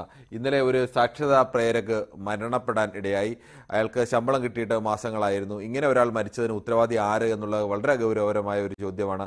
10,000 രൂപ മാത്രം ശമ്പളം കിട്ടുന്നൊരു മനുഷ്യനാണ്. അവർക്ക് 8-9 മാസം ശമ്പളം കിട്ടാതിരുന്നാൽ ആ കുടുംബം എങ്ങനെ കഴിയും? അവർ നിരന്തരം സമരത്തിലുമാണ്. അങ്ങനെ ഒരു സമരം ചെയ്തുകൊണ്ടിരിക്കുന്നതിനിടയിലാണ് അവരുടെ ഒരാൾ ആത്മഹത്യ ചെയ്യേണ്ടി വരുന്നത്. ആ മരണത്തിന് ഉത്തരവാദി ആര് എന്നുള്ള ഒരു പൊള്ളുന്ന ചോദ്യം തന്നെയാണ് മാതൃഭൂമി അതിൻ്റെ എഡിറ്റോറിയലിലൂടെ ഉന്നയിച്ചിരിക്കുന്നത്. മറ്റൊന്ന്, വാഹനങ്ങളുടെ പെരുക്കത്തെ സംബന്ധിച്ച മാതൃഭൂമി വാർത്തയാണ്. 1000 പേർക്ക് 466 എന്ന നിലയിലേക്ക് കേരളത്തിലെ വാഹനങ്ങളുടെ എണ്ണം ഉയർന്നിരിക്കുകയാണ്. അതിൻ്റെ കണക്ക് 2013 50,41,495 വാഹനമെങ്കിൽ 2022 എത്തിയപ്പോഴത്തേക്ക് അത് 1 കോടിയായി. വാഹനം നേരെ 2013 നിന്ന് 22 എത്തുമ്പോഴേക്കും ആകെ കേരളത്തിലെ നിരത്തുകളിലുള്ള വാഹനങ്ങളുടെ എണ്ണം ഇരട്ടിയാവുകയാണ്. പക്ഷേ അപ്പോഴും നമ്മുടെ നിരത്ത് പഴയത് തന്നെയാണ് എന്നുള്ള ഒരു സ്ഥിതി കൂടിയുണ്ട്. ആ നിരത്തിൽ തന്നെയാണ് ഈ ഇരട്ടി വാഹനങ്ങൾ ഓടുന്നത്. കോവിഡ് കാലത്ത് ഒട്ടുമിക്ക വീടുകളിലേക്കും കൂടുതൽ വാഹനം അതുവരെ പൊതുഗതാഗതത്തിൽ ആശ്രയിച്ചിരുന്നവരടക്കം കൂടുതൽ വാഹനങ്ങൾ വാങ്ങിക്കുന്ന അല്ലെങ്കിൽ സ്വന്തമാക്കുന്ന ഒരു അവസ്ഥയിലേക്കുണ്ടായി. അതടക്കമാവണം. എന്തായാലും വാഹനങ്ങളുടെ എണ്ണത്തിൽ വലിയ പെരുക്കമാണ് ഉണ്ടായിരിക്കുന്നത്. കാറാണെങ്കിൽ 1.5 ഇരട്ടിയാണ്. 2013 നിന്ന് 2022 എത്തുമ്പോഴേക്ക് 1.5 ഇരട്ടി ആളുകളാണ് കാർ വാങ്ങിയത്. ഇരുചക്ര വാഹനം ഇരട്ടിയായി. ബസ്സുകളുടെ എണ്ണത്തിൽ പോലും അടക്കം വലിയ വർധനമാണ് ഉണ്ടായിട്ടുള്ളത്. ഓട്ടോറിക്ഷയുടെ എണ്ണം കൂടിയിട്ടുണ്ട്. പക്ഷേ അത് ഈ മറ്റ് വാഹനങ്ങൾ കൂടിയതിന് ആനുപാതികമായ രീതിയിലേക്കുള്ള കൂടുതൽ ഉണ്ടായിട്ടില്ല. മറ്റൊന്ന്, മാതൃഭൂമിയിലെ വാർത്ത ആലപ്പുഴ കെ ബാബുവിൻ്റെ ഒരു വാർത്തയാണ്. മിശ്ര വിവാഹിതർക്ക് വീട് പദ്ധതി തയ്യാർ. പലപ്പോഴും മിശ്ര വിവാഹിതർക്ക് വീട് കിട്ടാത്ത പുരുഷൻ്റെയോ സ്ത്രീയുടെയോ വീട്ടിൽ താമസിക്കാൻ കഴിയാത്ത അവസ്ഥ, പൊതുസമൂഹത്തിൽ മറ്റുള്ളവർ വീട് നൽകാൻ കഴിയാത്ത അവസ്ഥ, മിശ്ര വിവാഹിതരുടെ സമൂഹത്തിലെ ജാതി ഘടനയൊക്കെ അനുസരിച്ചാണ് പലപ്പോഴും ഇത് ഉണ്ടാകുന്നത്. ജാതിയുടെയും മതത്തിൻ്റെയും ഘടനയൊക്കെ അനുസരിച്ചാണ്. അത്തരം വലിയ പുരോഗമനമൊക്കെ പറയുന്നവരാണ് മലയാളികൾ. പക്ഷേ പലപ്പോഴും ഇത്തരം ഘട്ടത്തിൽ വിവാഹത്തിൻ്റെ വിഷയം വരുമ്പോൾ ഈ പുരോഗമനമൊക്കെ മാറ്റിവെക്കുന്നവർ കൂടിയാണ് മലയാളികൾ. അവർക്ക് വീട് പോലും വാടകയ്ക്ക് നൽകാൻ പോലും തയ്യാറാവാത്ത ഒരു അവസ്ഥ കൂടി കേരളത്തിലുണ്ട്. പക്ഷെ അങ്ങനെയുള്ളവർക്ക് വേണ്ടി അവർക്ക് കുറച്ചു കാലം താമസിക്കാൻ വേണ്ടി ഒരു പദ്ധതിയാണ് തുടങ്ങുന്നത്. ആ പദ്ധതിയെ സംബന്ധിച്ച വാർത്തയാണ് മാതൃഭൂമി നൽകിയിട്ടുള്ളത്. മറ്റൊന്ന്, കേരള കൗമുദിയുടെ പ്രധാന 1-ാം പേജിൽ തന്നെ, ഇത് മിക്ക പത്രങ്ങളും 1-ാം പേജിൽ തന്നെ നല്ല വാർത്തയായി തന്നെ നൽകിയിട്ടുണ്ട്. ഇന്നലെ SSLV D2വിൻ്റെ വിജയമാണ്. വാണിജ്യ വിക്ഷേപണം ലോകം തുറന്നു എന്നുള്ളതാണ് SSLVയുടെ വിജയമാണ്. ലക്ഷ്യം 1,00,000 കോടിയാണ്. ഇന്ത്യയെ സംബന്ധിച്ച് ISROയെ സംബന്ധിച്ച് വളരെ അഭിമാനകരമായ ഒന്നാണ്. വളരെ കുറഞ്ഞ സമയം കൊണ്ട് തയ്യാറാക്കാവുന്ന റോക്കറ്റ്, ചെറിയ ഉപഗ്രഹങ്ങളെ വഹിച്ചുകൊണ്ട് പോകാൻ കഴിയുന്ന റോക്കറ്റ്, ഏറ്റവും ചിലവ് കുറഞ്ഞ് ഉപഗ്രഹങ്ങളെ ഭ്രമണപഥത്തിൽ എത്തിക്കാൻ കഴിയുന്ന റോക്കറ്റ്, അങ്ങനെയൊക്കെ ലോകത്താകമാനമുള്ള ചെറു ഉപഗ്രഹങ്ങൾ വിക്ഷേപിക്കാൻ കഴിയുന്ന ഒരു റോക്കറ്റ് സാങ്കേതിക സയൻസിൽ നമ്മൾ നേടിയൊരു വിജയം. ആ വിജയത്തെക്കുറിച്ചാണ്. അതിൽ മലയാളികളടക്കമുള്ള കുട്ടികൾ കൂടി പങ്കുണ്ട്. അതിൽ ഒരു ഉപഗ്രഹം നിർമ്മിച്ചത് ഇന്ത്യയിലെ വിദ്യാർത്ഥികളായിരുന്നു. ആ ഉപഗ്രഹം നിർമ്മിച്ചതിൽ മലയാളി കുട്ടികളടക്കമുണ്ട്. അതടക്കമുള്ള വാർത്ത 1-ാം പേജിലും അകത്തെ പേജിലുമൊക്കെ വളരെ നന്നായി തന്നെ കേരള കൗമുദി ആ വാർത്ത നൽകിയിട്ടുണ്ട്. മറ്റൊന്ന്, കോന്നി താലൂക്ക് ഓഫീസിൽ കൂട്ടത്തോടെ ജീവനക്കാരുടെ വിനോദയാത്ര ജനം വലഞ്ഞു എന്നുള്ളതാണ്. ഇന്നലെ കോന്നി താലൂക്ക് ഓഫീസിലെ 44 പേരാണ് യാത്ര പോയത്. അവർ അവിടെ അവധിയായിരുന്നു. അങ്ങനെ ഒരു താലൂക്ക് ഓഫീസ് എന്നൊക്കെ പറയുമ്പോൾ ജനങ്ങൾ ഏറ്റവും കൂടുതൽ ആശ്രയിക്കുന്ന ഒരു സ്ഥലമാണ്. അത്തരം ഒരു സ്ഥലത്ത് ഇന്നും നാളെയും ശനിയും ഞായറും അവധിയാണ്. ഈ അവധി കണക്കാക്കിയാവണം അവർ ഇന്നലെ തന്നെ ലീവ് എടുത്ത് മൂന്നാറിലേക്ക് യാത്ര പോയത്. പക്ഷേ ഉദ്യോഗസ്ഥരുടെ ഭാഗത്തു നിന്ന് ഉണ്ടാകുന്ന വീഴ്ച അവധിയെടുക്കാനുള്ള അവകാശമുണ്ട്. പക്ഷേ എല്ലാവരുടെയും അവധിയെടുത്ത് പോയാൽ ഒരു ഓഫീസ് തുടർന്ന് പ്രവർത്തിക്കും എന്നതുകൂടി അവർ ആലോചിക്കേണ്ടതായിരുന്നു. ആ വീഴ്ചയെ സംബന്ധിച്ച വാർത്തയാണ്. ഇതും ഒട്ടുമിക്ക പത്രങ്ങളും നന്നായി തന്നെ നൽകിയിട്ടുണ്ട്. മറ്റൊന്ന് വളരെ അതും ഇൻസ്പയറിംഗ് ആയ ഒരു വാർത്ത തന്നെയാണ്. ഒരു പ്രതീക്ഷ നൽകുന്ന വാർത്ത. ഒരു ചുവട് മുന്നോട്ട് ശക്തനാവാൻ, ഒരു ചുവട് മികച്ചതാവാൻ ഒരു ചുവട് എന്നുള്ളതാണ്. ഇത് കാറപകടത്തിൽ പരിക്കേറ്റ് ഇന്ന് ഋഷഭ് പന്ത് തന്നെ അദ്ദേഹത്തിൻ്റെ സമൂഹ മാധ്യമങ്ങൾ വഴി പങ്കുവച്ച ചിത്രമാണ്. കാലിന് ചെറിയ പരിക്കുണ്ട്, പക്ഷേ ആ പരിക്കിനെ അതിജീവിച്ചുകൊണ്ട് താൻ മടങ്ങി വരും എന്നുള്ളൊരു വലിയ സന്ദേശം കൂടിയാണ് ഋഷഭ് പന്ത് നൽകുന്നത്. മറ്റൊന്ന് മനോരമയുടെ മനോരമ 2 ഒന്നാം പേജുകളാണ് തിരുവനന്തപുരത്ത്. അതിൽ ഒരു ഒന്നാം പേജിലെ പ്രധാന വാർത്ത വെള്ളം കൂടുതൽ പൊള്ളും, 5% ഇനിയും കൂട്ടും എന്നുള്ളതാണ്. ഈ നേരത്തെ കൂട്ടിയ വെള്ളക്കരത്തിന് പുറമെ ഇനിയും 5% കൂടി കൂട്ടാൻ പോകുന്നത് കേന്ദ്ര നിർദ്ദേശമാണ്. ആ നിർദ്ദേശം ഞങ്ങൾ പാലിക്കും എന്നുള്ളൊരു സന്ദേശമാണ് ഇന്നലെ മന്ത്രി നൽകിയത്. അപ്പോൾ അതുകൂടി ഉൾപ്പെടുത്തിയിട്ടാണ് വാർത്ത. ഈ മാസത്തെ നിരക്ക് വർധനയ്ക്ക് പിന്നാലെ ഏപ്രിൽ മുതൽ 3.50 മുതൽ 60 രൂപയുടെ വർധന, 3.5 രൂപ മുതൽ 60 രൂപ വരെയാണ് ഇങ്ങനെ കൂടുന്നത്. ഇപ്പോൾ വർധനവിൻ്റെ പുറമെ ഈ തുക കൂടി കൂടുന്നു. ആ വാർത്തയും പ്രാധാന്യത്തോടു കൂടി നൽകിയിട്ടുണ്ട്. എങ്ങനെയാണ് ഈ നിരക്ക് വർധനവ് ഓരോ സ്ഥലത്തും പ്രാബല്യത്തിൽ വരുന്നത്? നമുക്ക് ഉദാഹരണത്തിനെടുത്താൽ ഇതിനകത്ത് 5000 മുതൽ 50,000 ലിറ്റർ വരെ ഉപയോഗിക്കുന്നുണ്ട്. ഒരു 25,000 ലിറ്ററിൻ്റെ എടുത്തു കഴിഞ്ഞാൽ നേരത്തെ 193 രൂപ കൊടുക്കേണ്ടിയിരുന്ന ഒരാളിനെ സംബന്ധിച്ച് പുതിയ നിരക്കിലാകുമ്പോൾ 465 രൂപ വരെ കൊടുക്കേണ്ട അവസ്ഥയിലേക്ക് എത്തും എന്നുള്ളതാണ് ഈ വാർത്തയിൽ ടേബിളായി തന്നെ നൽകിയിട്ടുണ്ട്. അതും മനോരമയുടെ ഒന്നാം പേജിലാണ്. മറ്റൊന്ന് വാർത്ത നിക്ഷേപകർക്ക് എന്ത് പരിരക്ഷ എന്നുള്ളതാണ്. ഇതും വളരെ പ്രാധാന്യത്തോടെ സുപ്രീം കോടതിയാണ് ചോദിച്ചിരിക്കുന്നത്. അദാനിയുടെ ഓഹരികൾ ഇടിഞ്ഞുകൊണ്ടിരിക്കുകയാണ്. സെബിയോട് ചോദ്യം ചോദിച്ചിരിക്കുകയാണ്. ഈ ഓഹരിയിലെല്ലാം നിക്ഷേപിച്ചവർക്ക് ഏതെങ്കിലും തരത്തിലുള്ള പരിരക്ഷ സെബി ഏർപ്പെടുത്തുന്നുണ്ടോ? ഈ ഓഹരികൾ ഇങ്ങനെ ഇടിഞ്ഞു പോയാൽ വല്ലാതെ കഷ്ടത്തിലായി പോകുന്ന ഒരുപാട് നിക്ഷേപകരുണ്ടാവും. സാധാരണക്കാരടക്കമുള്ള നിക്ഷേപകരുണ്ട്. അത് സുപ്രീം കോടതി ആ വിഷയത്തിൽ ചോദ്യം ഉന്നയിച്ചത് മനോരമയും മറ്റേ ഒരു ചിത്രം ഒന്നാം പേജിൽ തന്നെ നൽകിയിട്ടുണ്ട്. മറ്റൊന്ന് ഏറ്റവും പ്രാധാന്യത്തോടുകൂടി എല്ലാ പത്രങ്ങളും നൽകിയിട്ടുള്ള വാർത്തയാണ്. CPM-ൽ EP ജയരാജനും P ജയരാജനും EP ജയരാജനെതിരെ P Jayarajan ഉന്നയിച്ച ആരോപണം റിസോർട്ട് വിവാദവുമായി ബന്ധപ്പെട്ട് അതിൽ സാമ്പത്തിക താല്പര്യം EP ജയരാജനുണ്ട്. അത് ഇന്നലെ സംസ്ഥാന കമ്മിറ്റിയിൽ EP ജയരാജൻ്റെ മറുപടി ഉണ്ടായിരുന്നു. അന്വേഷണത്തിലേക്ക് നീങ്ങുകയാണ്. അന്വേഷണം വേണോ വേണ്ടോ, ഏത് തരത്തിലുള്ള അന്വേഷണം വേണം, ഇതെല്ലാം സെക്രട്ടേറിയറ്റാണ് തീരുമാനിക്കുന്നത്. ആ വിഷയത്തിൽ P ജയരാജനെ കൂടി ഇരുത്തിക്കൊണ്ടാണ് EP ജയരാജൻ മറുപടി പറഞ്ഞത്. തനിക്കെതിരെ ഗൂഢാലോചന നടക്കുന്നു എന്നുള്ളതും തന്നെ തകർക്കാൻ വേണ്ടിയുള്ള ബോധപൂർവമായ ശ്രമത്തിന്റെ ഭാഗമാണ് ഇതെന്നെല്ലാം EP ജയരാജൻ പറഞ്ഞു. ആ വാർത്ത വളരെ കൃത്യമായി തന്നെ മനോരമ കലഹം ജയ എന്നാണ് കൊടുത്തിരിക്കുന്നത്. മറ്റേ ജയ ഹോ എന്നുള്ള സിനിമയുടെ തലക്കെട്ടിന്റെ ഒരു മാതൃകയിലാവണം അങ്ങനെ ഒരു ഇത് കൊടുത്തിരിക്കുന്നത്. ഔദ്യോഗിക പ്രതികരണം വന്നിട്ടില്ല എന്നുള്ളതും എല്ലാ പത്രങ്ങളും വാർത്ത നൽകുമ്പോഴും CPM ഔദ്യോഗികമായ വിഷയത്തിൽ പ്രതികരിച്ചിട്ടില്ല എന്നുള്ളതും പ്രത്യേകമായി നൽകിയിട്ടുണ്ട്. മറ്റൊന്ന് സുയിത്തായുടെ വാർത്തയാണ്. ചന്ദ്രശേഖരൻ കേസിലെ കൂറുമാറ്റം അമർഷം അറിയിച്ച് CPM-ന് കാനത്തിന് കത്ത് എന്നുള്ളതാണ്. മന്ത്രി ചന്ദ്രശേഖരന് നേരെ ഉണ്ടായ ആക്രമണത്തിൽ BJP RSS പ്രവർത്തകർ നടത്തിയ ആക്രമണത്തിൽ സാക്ഷികളായിരുന്ന CPM-ന്റെ പ്രവർത്തകർ കൂറുമാറിയത് കാരണം ആ പ്രതികളെല്ലാം വെറുതെ വിടുന്ന അവസ്ഥയുണ്ടായിരുന്നു. അത് CPI വലിയ വിഷയമായി ഉന്നയിക്കും. ആദ്യ ഘട്ടത്തിൽ കാനം അതിനെ അനുകൂലമായ അതിന് കാര്യമായ ഒരു എതിർപ്പൊക്കെ ഉന്നയിക്കാതെ മാറുന്നതാണ്. പക്ഷേ മറ്റു ചില നേതാക്കളും പാർട്ടി CPI-യുടെ അണികളും വലിയ എതിർപ്പ് ഉയർത്തിയോടുകൂടിയാണോ ഇപ്പോൾ എന്തായാലും കാനം എതിർപ്പ് അറിയിച്ചുകൊണ്ട് കത്ത് നൽകിയിരിക്കുകയാണ് CPM-ന്. മറ്റൊന്ന് ഹിന്ദുവിലെ വാർത്തയാണ്.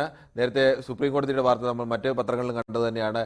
സെബിയുടെ റെസ്പോൺസ് അറിയണം എന്നാണ്. അദാനിയുടെ ഓഹരി ഇടിവിൽ സെബി എന്താണ് ചെയ്യാൻ പോകുന്നത് എന്നുള്ള റെസ്പോൺസ് അറിയണം. ഈ വാർത്ത തന്നെയാണ് പ്രാധാന്യത്തോടുകൂടി ഒന്നാം പേജിൽ പ്രധാന വാർത്തയായി നൽകിയിട്ടുള്ളത്. മറ്റു പല ഇംഗ്ലീഷ് പത്രങ്ങളും അങ്ങനെ ഈ വാർത്ത പ്രാധാന്യത്തിൽ തന്നെ നൽകിയിട്ടുണ്ട്. മറ്റൊന്ന് ദേശാഭിമാനിയിലെ ഒരു വാർത്തയാണ്. അത് വളരെ ഒരു ജീവൻ ചിതറിത്തെറിച്ചില്ല, ട്രെയിന് മുന്നേ പാഞ്ഞെത്തി പോലീസ് എന്നുള്ളതാണ് ആ വാർത്തയിൽ പറയുന്നത്. ഒരു പോലീസുകാരൻ രാത്രിയിൽ ഒരു സ്ത്രീ ആത്മഹത്യയ്ക്ക് വേണ്ടി ട്രെയിന് മുന്നിലേക്ക് നടന്നു നീങ്ങുകയാണ്. ഏതോ നിമിഷത്തിലെടുത്ത ഒരു തീരുമാനമാകാം. പലപ്പോഴും അത്തരം തീരുമാനങ്ങൾ ഒരു നിമിഷം കൂടി കഴിഞ്ഞിരുന്നെങ്കിൽ ചിലപ്പോൾ ട്രെയിൻ തട്ടി അവർ മരിച്ചു പോയേനെ. പക്ഷേ ഇത് കണ്ട പോലീസുകാരൻ അയാളുടെ ജീവൻ പോലും അപകടത്തിലാവാനുള്ള സാധ്യതകളെല്ലാം മറികടന്നുകൊണ്ട് മറ്റൊരു ജീവൻ രക്ഷിക്കണം എന്നുള്ള മനുഷ്യൻ്റെ ആ ഒരു മാനവികതയുടെ ആ മഹത്തായ ബോധം വെച്ചാവണം അദ്ദേഹം ആ സ്ത്രീയെ രക്ഷപ്പെടുത്തി. അങ്ങനെ സാഹസികമായിട്ടാണ് അദ്ദേഹം രക്ഷപ്പെടുത്തിയത്. അതിനെക്കുറിച്ചുള്ള വാർത്തയാണ്. സ്വാഭാവികമായും ഇങ്ങനെ നമുക്ക് ഉണ്ടാകുന്ന വലിയ അപകടങ്ങൾ പോലും അവഗണിച്ചുകൊണ്ട് ഒരു അപരൻ്റെ ജീവൻ രക്ഷിക്കാൻ വേണ്ടി നടത്തുന്ന വലിയ ശ്രമങ്ങളെ സമൂഹം ആദരവോടും സ്നേഹത്തോടും ഒക്കെ കാണേണ്ടതാണ്. അത്തരം ഒരു വാർത്തയാണ് നൽകിയിരിക്കുന്നത്. ദേശാഭിമാനി തൃശ്ശൂരിൽ നിന്നാണ് വാർത്ത വന്നേക്കുന്നത്. ഡിജോ എന്നാണ് ആ പോലീസുകാരൻ്റെ പേര്. മറ്റൊന്ന് മംഗളത്തിലെ വാർത്തയാണ്. മംഗളത്തിലെ വാർത്ത ഗവർണർക്ക് 30 ലക്ഷം രൂപ യാത്രാ ചെലവിനായി അധികമായി സർക്കാർ അനുവദിച്ചു എന്നുള്ള വാർത്ത എല്ലാ പത്രങ്ങളിലുമുണ്ട്. പക്ഷേ മംഗളം അതിന് കൊടുത്ത തലക്കെട്ടാണ് അതിനെ വൈവിധ്യപൂർണ്ണമാക്കുന്നത്. പ്രീതിപൂർവ്വം സർക്കാർ ഗവർണറുടെ വിമാനയാത്രയ്ക്ക് 30 ലക്ഷം കൂടി എന്നുള്ളതാണ്. ഗവർണർ നേരത്തെ മന്ത്രിമാരുടെ പ്രീതി നഷ്ടപ്പെട്ടു കഴിഞ്ഞാൽ മന്ത്രിസ്ഥാനത്ത് നിന്ന് അവരെ മാറ്റേണ്ടി വരും എന്ന മട്ടിൽ ഗവർണറുടെ പ്രതികരണങ്ങൾ വന്നിരുന്നു. തൻ്റെ പ്രീതി പ്രധാനമാണ് എന്നത് ഗവർണർ പലപ്പോഴും പറയുന്നതാണ്. പ്രീതി എന്ന വാക്ക് ഗവർണറുമായി ബന്ധപ്പെട്ട് അപ്പോൾ എങ്ങനെയാണ് പ്രീതി ഉണ്ടാവേണ്ടത്, വ്യക്തിപരമാണോ പ്രീതി എന്നൊക്കെ മറ്റു ചോദ്യങ്ങളുണ്ടായിരുന്നു. എന്തായാലും ഗവർണർ അന്നത്തെ വാശിയൊന്നും നടന്നില്ല. എങ്കിലും ആ പ്രീതി എന്നുള്ള വാക്ക് തന്നെ ചേർത്തുകൊണ്ട് ഗവർണറോട് സർക്കാർ ഇങ്ങനെ ഒരു പ്രീതി കാണിക്കുന്നു എന്നുള്ള ഒരു തലക്കെട്ടാണ് മംഗളം നൽകിയിരിക്കുന്നത്. മറ്റൊന്ന്, വീക്ഷണത്തിൻ്റെ 47 വർഷം പൂർത്തിയാകുമ്പോൾ ഇന്ന് വീക്ഷണം ഒരു മുഖപ്രസംഗം 1-ാം പേജിൽ തന്നെ നൽകിയിട്ടുണ്ട്. ജെയ്സൺ ജോസഫ് ചീഫ് എഡിറ്ററെ ഒപ്പോടുകൂടിയ മുഖപ്രസംഗമാണ്. നന്മയുടെ ചിരാത് കാക്കാൻ കൈ ചേർത്ത് വെക്കാം എന്നുള്ളതാണ്. വീക്ഷണം പോലെ ഒരു പത്രം പല ഘട്ടത്തിലും അത് ഒരുപാട് പ്രതിസന്ധികൾ അതിജീവിച്ച് വന്നൊരു പത്രമാണ്. പലപ്പോഴും പൂട്ടിപ്പോകേണ്ട അവസ്ഥയിലേക്കൊക്കെ എത്തിയ ഒരു പത്രമാണ്. പക്ഷേ എപ്പോഴും പൂട്ടാതെ ആ പത്രം നിലനിർത്തുന്നു. 47 വർഷമൊക്കെ ഒരു പത്രം നിലനിർത്തുക എന്ന് പറയുന്നത്, പ്രത്യേകിച്ച് ഇത്തരം ഒരു ചെറുകിട പത്രങ്ങൾ നിലനിർത്തുക എന്ന് പറയുന്നത് വലിയ പ്രയാസമാണ്. അതിനെ അതിജീവിച്ചുകൊണ്ട് നിലനിർത്തും എന്നുള്ളതാണ്. ആ ഒരു സന്തോഷവും അഭിമാനവും ഒക്കെ പങ്കുവെച്ചുകൊണ്ടാണ് വീക്ഷണം അങ്ങനെ ഒരു 1-ാം പേജിൽ തന്നെ അങ്ങനെ ഒരു എഡിറ്റോറിയൽ നൽകിയിരിക്കുന്നത്. മറ്റൊന്ന് ടൈംസ് ഓഫ് ഇന്ത്യയിലെ വാർത്തയാണ്. ടൈംസ് ഓഫ് ഇന്ത്യയിൽ KP സായി കിരണിൻ്റെ വാർത്തയാണ്. നേരത്തെ ഹൈക്കോടതിയുടെ ഉത്തരവുണ്ടായിരുന്നു. ഈ PFIയുടെ പ്രവർത്തകരുടെ സ്വത്തുവകൾ കണ്ടുകെട്ടാൻ പറഞ്ഞപ്പോൾ ആ സ്വത്തുവകൾ കണ്ടുകെട്ടതിൽ ചിലരെങ്കിലും PFI പ്രവർത്തകരായിരുന്നില്ല, അല്ലെങ്കിൽ ചിലർക്കെങ്കിലും അങ്ങനെ നേരിട്ട് ബന്ധം തെളിയിക്കാൻ കഴിയുന്നവരായിരുന്നില്ല. ചില എടുത്തിയാട്ടം ആ വിഷയത്തിൽ സർക്കാരിൻ്റെ ഭാഗത്തുനിന്നുണ്ടായി. അത് തിരുത്തണം എന്നാവശ്യപ്പെട്ടുകൊണ്ട് എല്ലാ ജില്ലാ കളക്ടർമാർക്കും കത്ത് നൽകി എന്നുള്ള ഒരു വാർത്തയാണ്. അഡീഷണൽ ചീഫ് സെക്രട്ടറി ഹോമാണ് കത്ത് നൽകിയിരിക്കുന്നത്. തെറ്റായ രീതിയിൽ, ശരിയായ രീതിയിലുള്ള PFI ബന്ധമില്ലാതെ ആരുടെയെങ്കിലും ഭൂമിയോ എന്തെങ്കിലും സർക്കാർ ഏറ്റെടുത്തിട്ടുണ്ടെങ്കിൽ അത് തിരിച്ചു നൽകണം എന്നുള്ളൊരു ഇതാണ്. അതും ഈ ഹൈക്കോടതി വിധിയുടെ പശ്ചാത്തലത്തിൽ കൂടിയാണ് അങ്ങനെ ഒരു നിർദ്ദേശം ജില്ലാ കളക്ടർമാർക്ക് നൽകിയിരിക്കുന്നത്. എന്തായാലും പ്രധാനപ്പെട്ട ഇനിയും മറ്റു പല പത്രങ്ങളിലും എടുക്കാനുണ്ട്. സമയപരിമിതി മൂലമാണ് എല്ലാ പത്രങ്ങളിലേക്കും കടക്കാൻ കഴിയാതെ പോകുന്നത്. എന്തായാലും നാളെയും ഇതേ സമയം പത്രം 18.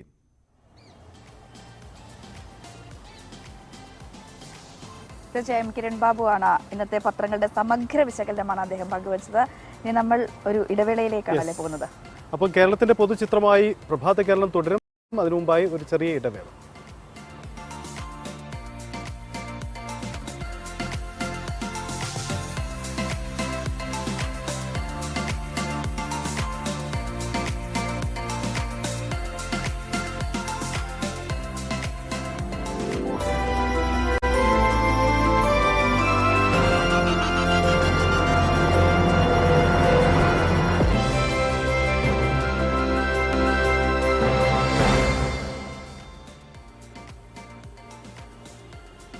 ഇനിയും പത്തനംതിട്ടയിൽ നിന്നുള്ള ഒരു പ്രധാനപ്പെട്ട വാർത്തയിലേക്കാണ് പ്രഭാത കേരളം കടക്കുന്നത്. കഴിഞ്ഞ ദിവസമാണ് പത്തനംതിട്ട താലൂക്ക് ഓഫീസിൽ, കോന്നി താലൂക്ക് ഓഫീസിലെ ജീവനക്കാർ കൂട്ടി അവധിയെടുത്തു. 20ഓളം ജീവനക്കാരാണ് കൂട്ടി അവധിയെടുത്ത് ടൂർ പോയതല്ലേ.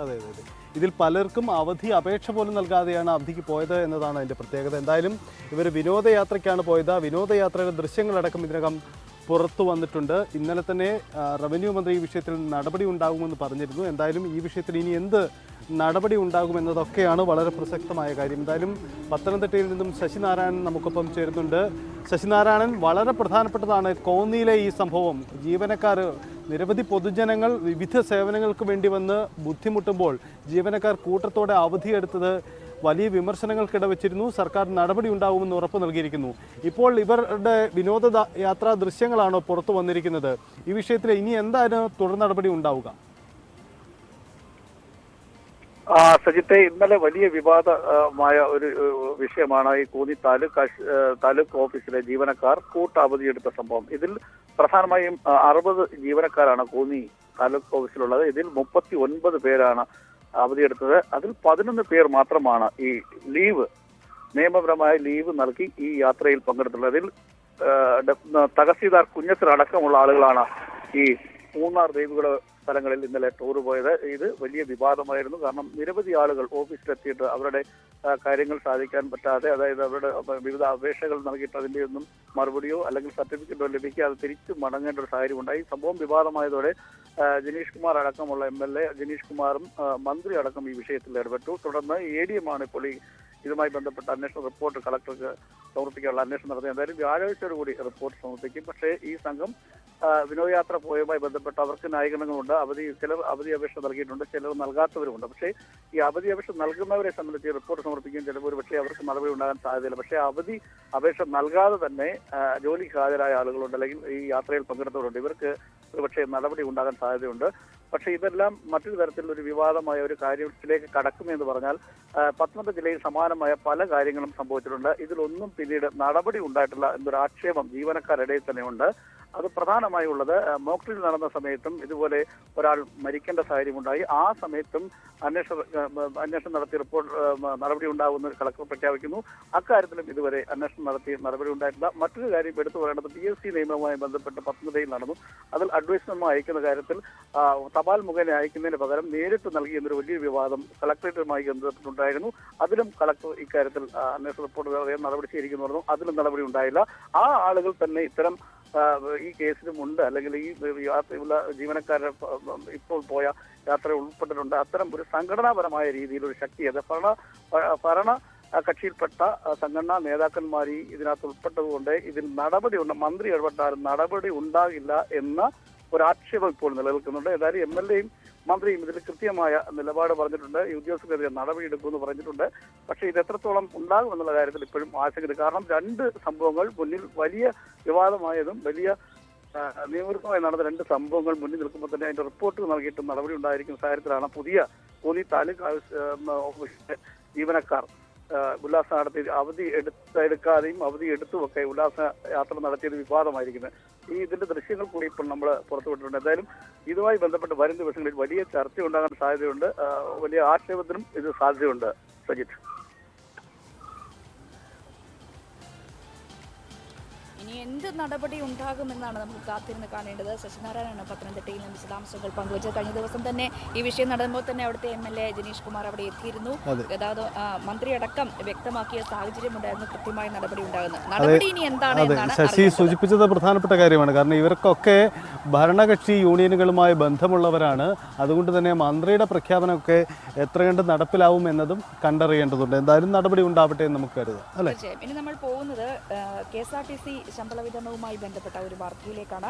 KSRTC ജീവനക്കാർക്ക് ശമ്പള വിതരണത്തിന് സർക്കാർ നൽകുന്ന 50 കോടി പൂർണ്ണമായും അനുവദിക്കണമെന്നാവശ്യപ്പെട്ട് ഗതാഗത വകുപ്പ് ധനവകുപ്പിന് കത്ത് നൽകിയിരിക്കുന്നു. ബുധനാഴ്ചയ്ക്ക് മുൻപ് ശമ്പളം നൽകണമെന്ന ഹൈക്കോടതി നിർദ്ദേശം വന്നതോടെയാണ് ഗതാഗത വകുപ്പിന്റെ തീരുമാനം. 50 കോടിയിൽ 30 കോടി ധനവകുപ്പ് നൽകിയിരുന്നെങ്കിലും ബാക്കി കൂടി ലഭിക്കാതെ ശമ്പള വിതരണം നടക്കില്ല. 5-ാം തീയതിക്ക് മുൻപ് ശമ്പളം നൽകുമെന്ന് മുഖ്യമന്ത്രിയുടെ സാന്നിധ്യത്തിൽ നേരത്തെ ഉറപ്പ് നൽകുമ്പോൾ 5-ന് മുൻപ് 50 കോടി നൽകുമെന്ന് ധനവകുപ്പ് അറിയിച്ചിരുന്നു.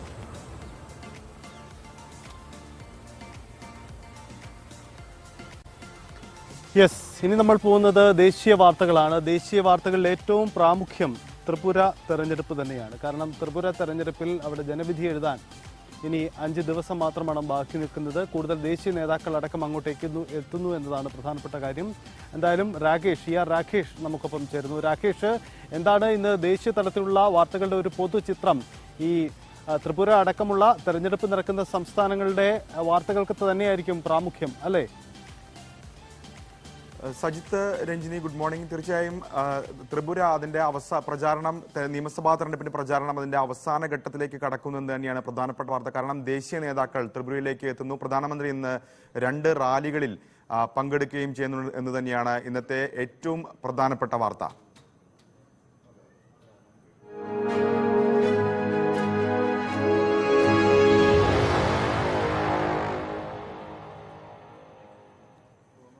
ജമ്മു കശ്മീർ നിയമസഭയിലേക്ക് ഇത്തവണ തെരഞ്ഞെടുപ്പ് നടക്കുകയാണെങ്കിൽ രാജ്യത്ത് 10 നിയമസഭാ തെരഞ്ഞെടുപ്പുകളാണ് ഇത്തവണ നടക്കുക. അതിൽ തന്നെ ഏറ്റവും പ്രധാനപ്പെട്ട ആദ്യം വോട്ടെടുപ്പ് നടക്കുന്നത് ത്രിപുരയിലാണ്. ഏതായാലും ത്രിപുരയിലെ വോട്ട് പ്രചാരണം അതിന്റെ അവസാന ഘട്ടത്തിലേക്ക് കടക്കുകയാണ്. കാരണം 16-ാം തീയതിയാണ് ത്രിപുരയിൽ വോട്ടെടുപ്പ് നടക്കുന്നത്. അതുകൊണ്ട് തന്നെ 5 ദിവസം മാത്രമാണ് വോട്ടെടുപ്പിന് ബാക്കിയുള്ളത്. അവസാന ഘട്ടത്തിലേക്ക് പ്രചാരണം കടക്കുമ്പോൾ ദേശീയ നേതാക്കളെ രംഗത്തിറക്കുകയാണ് രാഷ്ട്രീയ പാർട്ടികൾ. ഏതായാലും പ്രധാനമന്ത്രി നരേന്ദ്രമോദി ഇന്ന് ത്രിപുരയിൽ എത്തുന്നുണ്ട്. 2 റാലികളിലാണ് പ്രധാനമന്ത്രി പങ്കെടുക്കുന്നത്. ഒന്ന് ഗോമതി ജില്ലയിലെ ഉദയ്പൂരിലും ഒപ്പം തന്നെ ധലായ് ജില്ലയിലെ അംബാസ എന്നിവിടങ്ങളിലെ 2 റാലികളിലാണ് പ്രധാനമന്ത്രി പങ്കെടുക്കുക. മറ്റന്നാളും പ്രധാനമന്ത്രി വീണ്ടും ത്രിപുരയിൽ എത്തുന്നുണ്ട്. അന്നും അദ്ദേഹം റാലികളിൽ പങ്കെടുക്കും. ഇതിനോടകം തന്നെ BJP അവരുടെ ദേശീയ നേതാക്കളെല്ലാം തന്നെ രംഗത്തിറക്കി കഴിഞ്ഞു. അമിത്ഷാ അവിടെ റാലിയിൽ കഴിഞ്ഞ ദിവസം പങ്കെടുത്തിരുന്നു. യോഗി ആദിത്യനാഥ് പങ്കെടുത്തിരുന്നു. JP നഡ്ഡ പങ്കെടുത്തിരുന്നു. ഒപ്പം തന്നെ അസം മുഖ്യമന്ത്രി അവിടെ ക്യാമ്പ് ചെയ്തുകൊണ്ട് ഈ തെരഞ്ഞെടുപ്പ് പ്രചാരണത്തിന് നേതൃത്വം നൽകുകയും ചെയ്യുന്നുണ്ട്. മറ്റ് രാഷ്ട്രീയ പാർട്ടികളും കോൺഗ്രസും CPM ഇത്തവണ അവിടെ സഹകരിച്ചുകൊണ്ടാണ് തെരഞ്ഞെടുപ്പിനെ നേരിടുന്നത്. അവരുടെ ദേശീയ നേതാക്കളും ഇതിനോടൊപ്പം തന്നെ എത്തുകയും ചെയ്തിട്ടുണ്ട്. Sitaram Yechury, CPM general secretary Sitaram Yechury കഴിഞ്ഞ ദിവസം ത്രിപുരയിലുണ്ടായിരുന്നു. യെച്ചൂരി വ്യക്തമാക്കിയ കാര്യം ജനാധിപത്യ വിരുദ്ധ പ്രവർത്തനങ്ങളാണ് സംസ്ഥാന സർക്കാരിന്റെ ഭാഗത്ത് നടക്കുന്നത്. അതുകൊണ്ട് തന്നെ ഈ സഖ്യം ഇത്തവണ അധികാരം തിരിച്ചുപിടിക്കും, ത്രിപുരയിലെ ജനാധിപത്യം പുനഃസ്ഥാപിക്കുമെന്ന് യെച്ചൂരി പറയുകയും ചെയ്തിരുന്നു. മാത്രമല്ല തൂക്ക് സഭയ്ക്ക് സാധ്യതയുണ്ടെന്ന ചോദ്യം അദ്ദേഹം തള്ളുകയും ചെയ്തു. മറിച്ച് അവിടെ ഇത്തവണ ഈ സഖ്യം കോൺഗ്രസും ഒപ്പം തന്നെ BJP അധികാരത്തിന് പുറത്താക്കുമെന്ന് യെച്ചൂരി വ്യക്തമാക്കുകയും ചെയ്തിട്ടുണ്ട്. ഏതായാലും കൂടുതൽ നേതാക്കൾ വരും ദിവസങ്ങളിൽ ഇവിടെ എത്തുകയും ചെയ്യും. നമുക്കറിയാവുന്നതുപോലെ തന്നെ വാശിയേറിയ പോരാട്ടം ഇത്തവണ അവിടെ നടക്കുകയും ചെയ്യുന്നുണ്ട്. കാരണം 2018 വരെ കോൺഗ്രസും CPM തമ്മിലാണ് പോരാട്ടമെങ്കിൽ 2018 അവിടെ BJP രംഗപ്രവേശം ചെയ്യുകയും അധികാരം പിടിക്കുകയും ചെയ്തു. ഏതായാലും ഇത്തവണ പക്ഷേ അവിടെ തിപ്ര മോദ എന്ന് പറയുന്ന ഒരു പാർട്ടിയുടെ സാന്നിധ്യം അതായിരിക്കും തെരഞ്ഞെടുപ്പിനെ നിർണ്ണയിക്കുക. കാരണം 20 മണ്ഡലങ്ങളിലാണ് ഗോത്ര സ്വാധീനമുള്ള 20 മണ്ഡലങ്ങൾ ത്രിപുരയിലുണ്ട്. അവിടങ്ങളിൽ ഈ പാർട്ടിക്ക് വലിയ സ്വാധീനമുണ്ട്. അതുകൊണ്ട് തന്നെ അവർ ആരുടെ വോട്ട് പിടിക്കും എന്നതായിരിക്കും ത്രിപുരയിലെ ജനവിധി നിർണ്ണയിക്കുക. കാരണം 60 അംഗ നിയമസഭയാണ് ത്രിപുരയിൽ ഉള്ളത്. അതുകൊണ്ട് തന്നെ തിപ്ര മോദ പിടിക്കുന്ന വോട്ടുകൾ അത് തെരഞ്ഞെടുപ്പിൽ നിർണായകമാകുമെന്ന കാര്യത്തിൽ തർക്കമില്ല. കാരണം കഴിഞ്ഞ തെരഞ്ഞെടുപ്പിൽ BJPക്ക് അധികാരത്തിൽ എത്തിക്കുന്നതിൽ ഈ ഗോത്ര മേഖലയിലെ വോട്ടുകൾ, ട്രൈബൽ ബെൽറ്റിലെ സീറ്റുകൾ നിർണായകമായിരുന്നു. 20 സീറ്റുകളിൽ ഏതാണ്ട് 18 സീറ്റുകൾ BJPയും ഒപ്പം തന്നെ IPFT എന്ന് പറയുന്ന ഗോത്ര പാർട്ടിയും ചേർന്നുള്ള സഖ്യമാണ് അവിടെ വിജയിച്ചത്. ഏതായാലും തിപ്ര മോദ ആരുടെ വോട്ടുകൾ പിഴത്തും അതിനെ ആശ്രയിച്ചായിരിക്കും സ്വാഭാവികമായും ഈ തെരഞ്ഞെടുപ്പിൽ എന്തായിരിക്കും സ്ഥിതി, BJPക്ക് തുടർച്ചയായി അധികാരത്തിൽ വരാൻ കഴിയുമെന്ന കാര്യം വിലയിരുത്തപ്പെടുക. ഏതായാലും തെരഞ്ഞെടുപ്പ് പ്രചാരണം അതിന്റെ അവസാന ഘട്ടത്തിലേക്ക് കടങ്ങുമ്പോൾ ദേശീയ നേതാക്കളെയും അടക്കം രംഗത്തിറക്കിക്കൊണ്ട് വലിയ പ്രചാരണത്തിലാണ് രാഷ്ട്രീയ പാർട്ടികൾ. സജിത്. യെസ്, അതാണ് സാഹചര്യം. എന്തായാലും ദേശീയ തലത്തിൽ വളരെ പ്രധാനപ്പെട്ട വാർത്തകളുണ്ട്. ത്രിപുര അടക്കമുള്ള കേരളത്തിൽ CPM സ്വാഭാവികമായും സ്വാധീനമുള്ള ഒരു ഇടമെന്നതുകൂടി തന്നെ മലയാളികൾക്ക് കൂടി താല്പര്യമുള്ള ഒരു തെരഞ്ഞെടുപ്പാണ് ത്രിപുരയിൽ നടക്കുന്നത്. ശരി, ഇനി നമ്മൾ പോകുന്നത് കോഴിക്കോട്ടേക്കാണ്. കോഴിക്കോട്ടെ മെഡിക്കൽ കോളേജ് വിദ്യാർത്ഥികൾ സമരത്തിലാണ്. ഓപ്പൺ ലൈബ്രറി 24 മണിക്കൂറും പ്രവർത്തിക്കണമെന്നാവശ്യപ്പെട്ട് ഈ വിദ്യാർത്ഥികൾ നടത്തുന്ന സമരം ഇപ്പോൾ ഒരാഴ്ച കഴിഞ്ഞിരിക്കുകയാണ്. 50ഓളം വരുന്ന വിദ്യാർത്ഥികൾ രാത്രിയിലാണ് സമരം നടത്തുന്നത്. പക്ഷേ അധികൃതരുടെ ഭാഗത്ത് നിന്ന്, മെഡിക്കൽ കോളേജിന്റെ ഭാഗത്ത് നിന്ന് ഒരു പ്രതികരണവും ഇതുവരെ ഉണ്ടായിട്ടില്ല എന്നതാണ് ഇതിലെ കൗതുകം. ഓപ്പൺ ലൈബ്രറി 24 മണിക്കൂറും തുറക്കണമെന്നാവശ്യപ്പെട്ട് മെഡിക്കൽ കോളേജിലെ വിദ്യാർത്ഥികൾ സമരം തുടങ്ങിയിട്ട് ഇന്നേക്ക് 8 ദിവസം. മെഡിക്കൽ കോളേജ് ഇൻഡിപെൻഡന്റ് യൂണിയന്റെ പ്രതിഷേധ സമരം പ്രിൻസിപ്പലിന്റെ ക്യാബിന് മുന്നിലാണ്. പകലും രാത്രിയും ഒരുപോലെ ലൈബ്രറിയിൽ ഇരിക്കാൻ അനുമതി വേണമെന്നാണ് വിദ്യാർത്ഥികളുടെ ആവശ്യം. ഈ ആവശ്യം അംഗീകരിക്കാനാവില്ലെന്നാണ് അധികൃതരുടെ നിലപാട്. എന്നാൽ ആവശ്യങ്ങൾ അംഗീകരിക്കും വരെ സമരം തുടരുമെന്ന് വിദ്യാർത്ഥികൾ. പഠിപ്പ് മുടക്കിയിട്ടുള്ള സമരമല്ല, പഠിച്ചുകൊണ്ടുള്ള സമരം തന്നെയാണ്. പ്രിൻസിപ്പൽ ഓഫീസിന്റെ ഫ്രണ്ടിലിരുത്താണ് ഞങ്ങൾ സമരം ചെയ്യുന്നത്. അപ്പോൾ ഇതിപ്പോൾ 7ാമത്തെ ദിവസത്താണ് സമരം നടക്കുന്നത്. പക്ഷേ ഇന്നേ വരെയായിട്ടും ഒരു പ്രതികരണവും കോളേജ് അധികൃതരുടെ ഭാഗത്തുനിന്നോ പ്രിൻസിപ്പലിന്റെ ഭാഗത്തുനിന്നോ ഉണ്ടായിട്ടില്ല എന്നുള്ളത് വളരെ നിരാശയുള്ള ഒരു കാര്യമാണ്. അപ്പോൾ അനുകൂലമായിട്ടുള്ള ഒരു മാർഗം വരുന്നവരെ ഒരു മറുപടി വരുന്നവരെ ഞങ്ങൾ സമരമായിട്ട് മുന്നോട്ട് പോകും. ഏകദേശം ഇപ്പോൾ 4 ബാച്ച് സ്റ്റുഡൻസിന് എക്സാമാണ്, PGസിന് എക്സാമാണ്. നമ്മളിപ്പോൾ ഹോസ്റ്റലിന്റെ സാഹചര്യം എടുക്കുകയാണെങ്കിൽ ഒരു ഹോസ്റ്റൽ റൂമിൽ ഏകദേശം 6 പെൺകുട്ടികളാണ് നിൽക്കുന്നത്. ഉള്ള സ്റ്റഡി ഹാൾ കൂടിയും ഹോസ്റ്റൽ റൂംസ് ആയിട്ട് നമ്മൾ കൺവേർട്ട് ചെയ്തു, സ്ഥലം ഇല്ലാത്തതുകൊണ്ട്. അപ്പോൾ ഇങ്ങനെയൊക്കെ പ്രശ്നങ്ങൾ വന്നുകൊണ്ടാണ് നമ്മൾ വീണ്ടും ഓപ്പൺ റീഡിംഗ് റൂം വേണമെന്നാണ് ആവശ്യപ്പെട്ടത്. രാത്രിയിലും ലൈബ്രറി തുറക്കണമെന്നാവശ്യപ്പെട്ട് ഒരാഴ്ച മുമ്പ് വിദ്യാർത്ഥികൾ സൂചനാ സമരം നടത്തിയിരുന്നു. ലൈബ്രറിയിൽ ഇരുന്നായിരുന്നു സൂചനാ സമരം. മെഡിക്കൽ കോളേജ് അധികൃതർ നിഷേധാത്മക നിലപാട് സ്വീകരിച്ചതോടെയാണ് വിദ്യാർത്ഥികൾ അനിശ്ചിതകാല സമരം ആരംഭിച്ചത്. ന്യൂസ് 18 കോഴിക്കോട്. യെസ്, നമ്മൾ പോകുന്നത് ഇനി കാസർഗോഡേക്കാണ്. കാസർഗോട്ടെ ഒരു യുവ കർഷകന്റെ വാർത്തയാണ്. പച്ചക്കറി കൃഷിയിൽ 100 മേനി വിളവുമായി കാസർഗോഡ് ബന്ദിയോട്ടെ യുവ കർഷകൻ എന്നതാണ്. കഴിഞ്ഞ 10 വർഷമായി 70 സെന്റ് സ്ഥലത്തെ ഹരിതാപമാക്കുകയാണ് ഈ യുവ കർഷകൻ. മുംബൈയിലെ ഹോട്ടൽ ജോലി ഉപേക്ഷിച്ച് നാട്ടിൽ തിരിച്ചെത്തിയാണ് ഉപ്പള ബന്ദിയോട്ടെ ദീപക് ഷെട്ടി കൃഷിയിലേക്കിറങ്ങിയത്. വെണ്ട, പച്ചമുളക്, വഴുതന, ബസല, പയർ തുടങ്ങി 6 ഇനം പച്ചക്കറികളാണ് ഇവിടെ വിളയുന്നത്. 70 സെന്റ് സ്ഥലത്താണ് കൃഷി. ഓരോ തവണയും മികച്ച വിളവ് ലഭിക്കുന്നത് 10 വർഷമായി തുടരുന്ന പച്ചക്കറി കൃഷിക്ക് പ്രചോദനമായി. ഇപ്പോൾ വെണ്ടയും പച്ചമുളകും വിളവെടുക്കുന്ന സമയമാണ്. ഒന്നിടവിട്ട ദിവസങ്ങളിൽ 50 കിലോയോളം വെണ്ട ലഭിക്കും. ഇപ്പൊ തുടങ്ങി 10-20 കിലോ കിട്ടുന്നു. ഇനിയിപ്പോ ഒരു 50 കിലോ കിട്ടും. 2 ദിവസം കഴിക്കാം. മറ്റേ കടക്കിലൊക്കെ കൊടുക്കുന്നുണ്ട്. രീതിയിലാണ് കൃഷി. വിവിധതരം പച്ചക്കറികളുടെ കൃത്യമായ പരിപാലനത്തിലൂടെ വർഷം 1 ലക്ഷം രൂപയോളം വരുമാനം നേടാൻ സാധിക്കുന്നതിന്റെ സംതൃപ്തിയിലാണ് ഈ യുവ കർഷകൻ. ന്യൂസ് 18 കാസർഗോഡ്. ഇനിയൊരു പന മുറിക്കുന്നതുമായി ബന്ധപ്പെട്ട വാർത്തയിലേക്കാണ്. ആലപ്പുഴ ദേശീയപാതയ്ക്ക് ഒത്ത നടുവിൽ നിൽക്കുന്ന ഒരു പനയാണ്. ഈ പന മുറിക്കരുതെന്നാവശ്യപ്പെട്ട് അവിടുത്തെ കുരുട്ടൂർ ക്ഷേത്രോത്സവം കൊടിയിറങ്ങുന്നവരെ പന മുറിക്കരുതെന്നായിരുന്നു വിശ്വാസികളുടെയും ക്ഷേത്ര ഭാരവാഹികളുടെയും ആവശ്യം. എന്നാൽ ഇപ്പോൾ ഈ ക്ഷേത്രം പറയുന്നത് ഭഗവതിയും യക്ഷിയും അനുവാദം നൽകി, അതുകൊണ്ട് പന മുറിക്കാമെന്നാണ് പറഞ്ഞു വെക്കുന്നത്.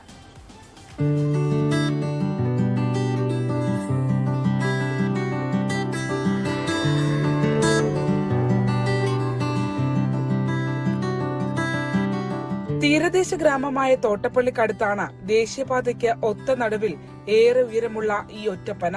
പട്ടുപുടവ ചുറ്റി പൂമാലയണിഞ്ഞു നിൽക്കുന്ന ഈ പന ആരിലും കൗതുകമുണർത്തും. അതിനേക്കാൾ കൗതുകകരമാണ് പനയെ ചുറ്റിപ്പറ്റിയുള്ള ഐതിഹ്യങ്ങളും.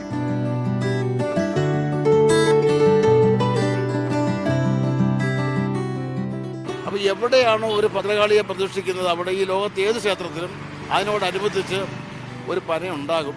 അതുപോലെ തന്നെ യക്ഷിയമ്മ ഈ ദേവിയുടെ തോഴിയായി അവിടെ നിവസിക്കുമെന്നാണ് ചരിത്രം, ഐതിഹ്യം അങ്ങനെയാണ്. അങ്ങനെ ഇവിടെയും യക്ഷിയമ്മ രൗദ്രരൂപിണിയല്ല, ശാന്തസ്വരൂപിണിയായി ഭദ്രകാളിയോടൊപ്പം സഹവസിക്കുന്നുണ്ട്.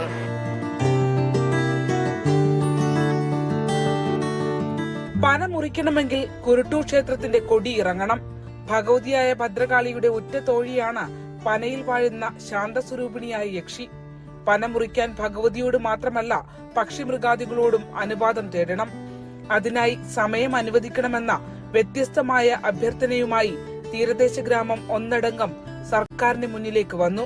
പാതാവികസനത്തിന്റെ ഭാഗമായി ചുറ്റുമുള്ള ഓരോ മരവും പിഴുതുമാറ്റപ്പെട്ടപ്പോഴും ഒറ്റപ്പന തലയെടുപ്പോടെ നിന്നു.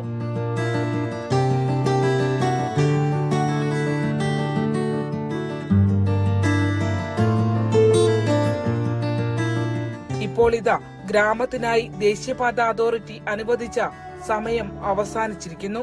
നാളെ മുതൽ 10 ദിവസത്തിനകം എപ്പോഴും അവർ വന്ന് വെട്ടും. വെട്ടുന്നതിന് ഇനി തടസ്സമില്ല. കൊടി ഇറങ്ങി കഴിഞ്ഞാൽ 10 ദിവസത്തിനകം ഇത് വെട്ടും. അതിന് നമ്മളും അനുവാദം കൊടുത്ത്, നാട്ടുകാരും അനുവാദം കൊടുത്ത്, ദൈവപക്ഷത്തുനിന്നും അനുവാദം കൊടുത്ത്, ഇതിന്റെ ഒരു കുഴപ്പമില്ല. ഉത്സവം കൊടിയിറങ്ങി.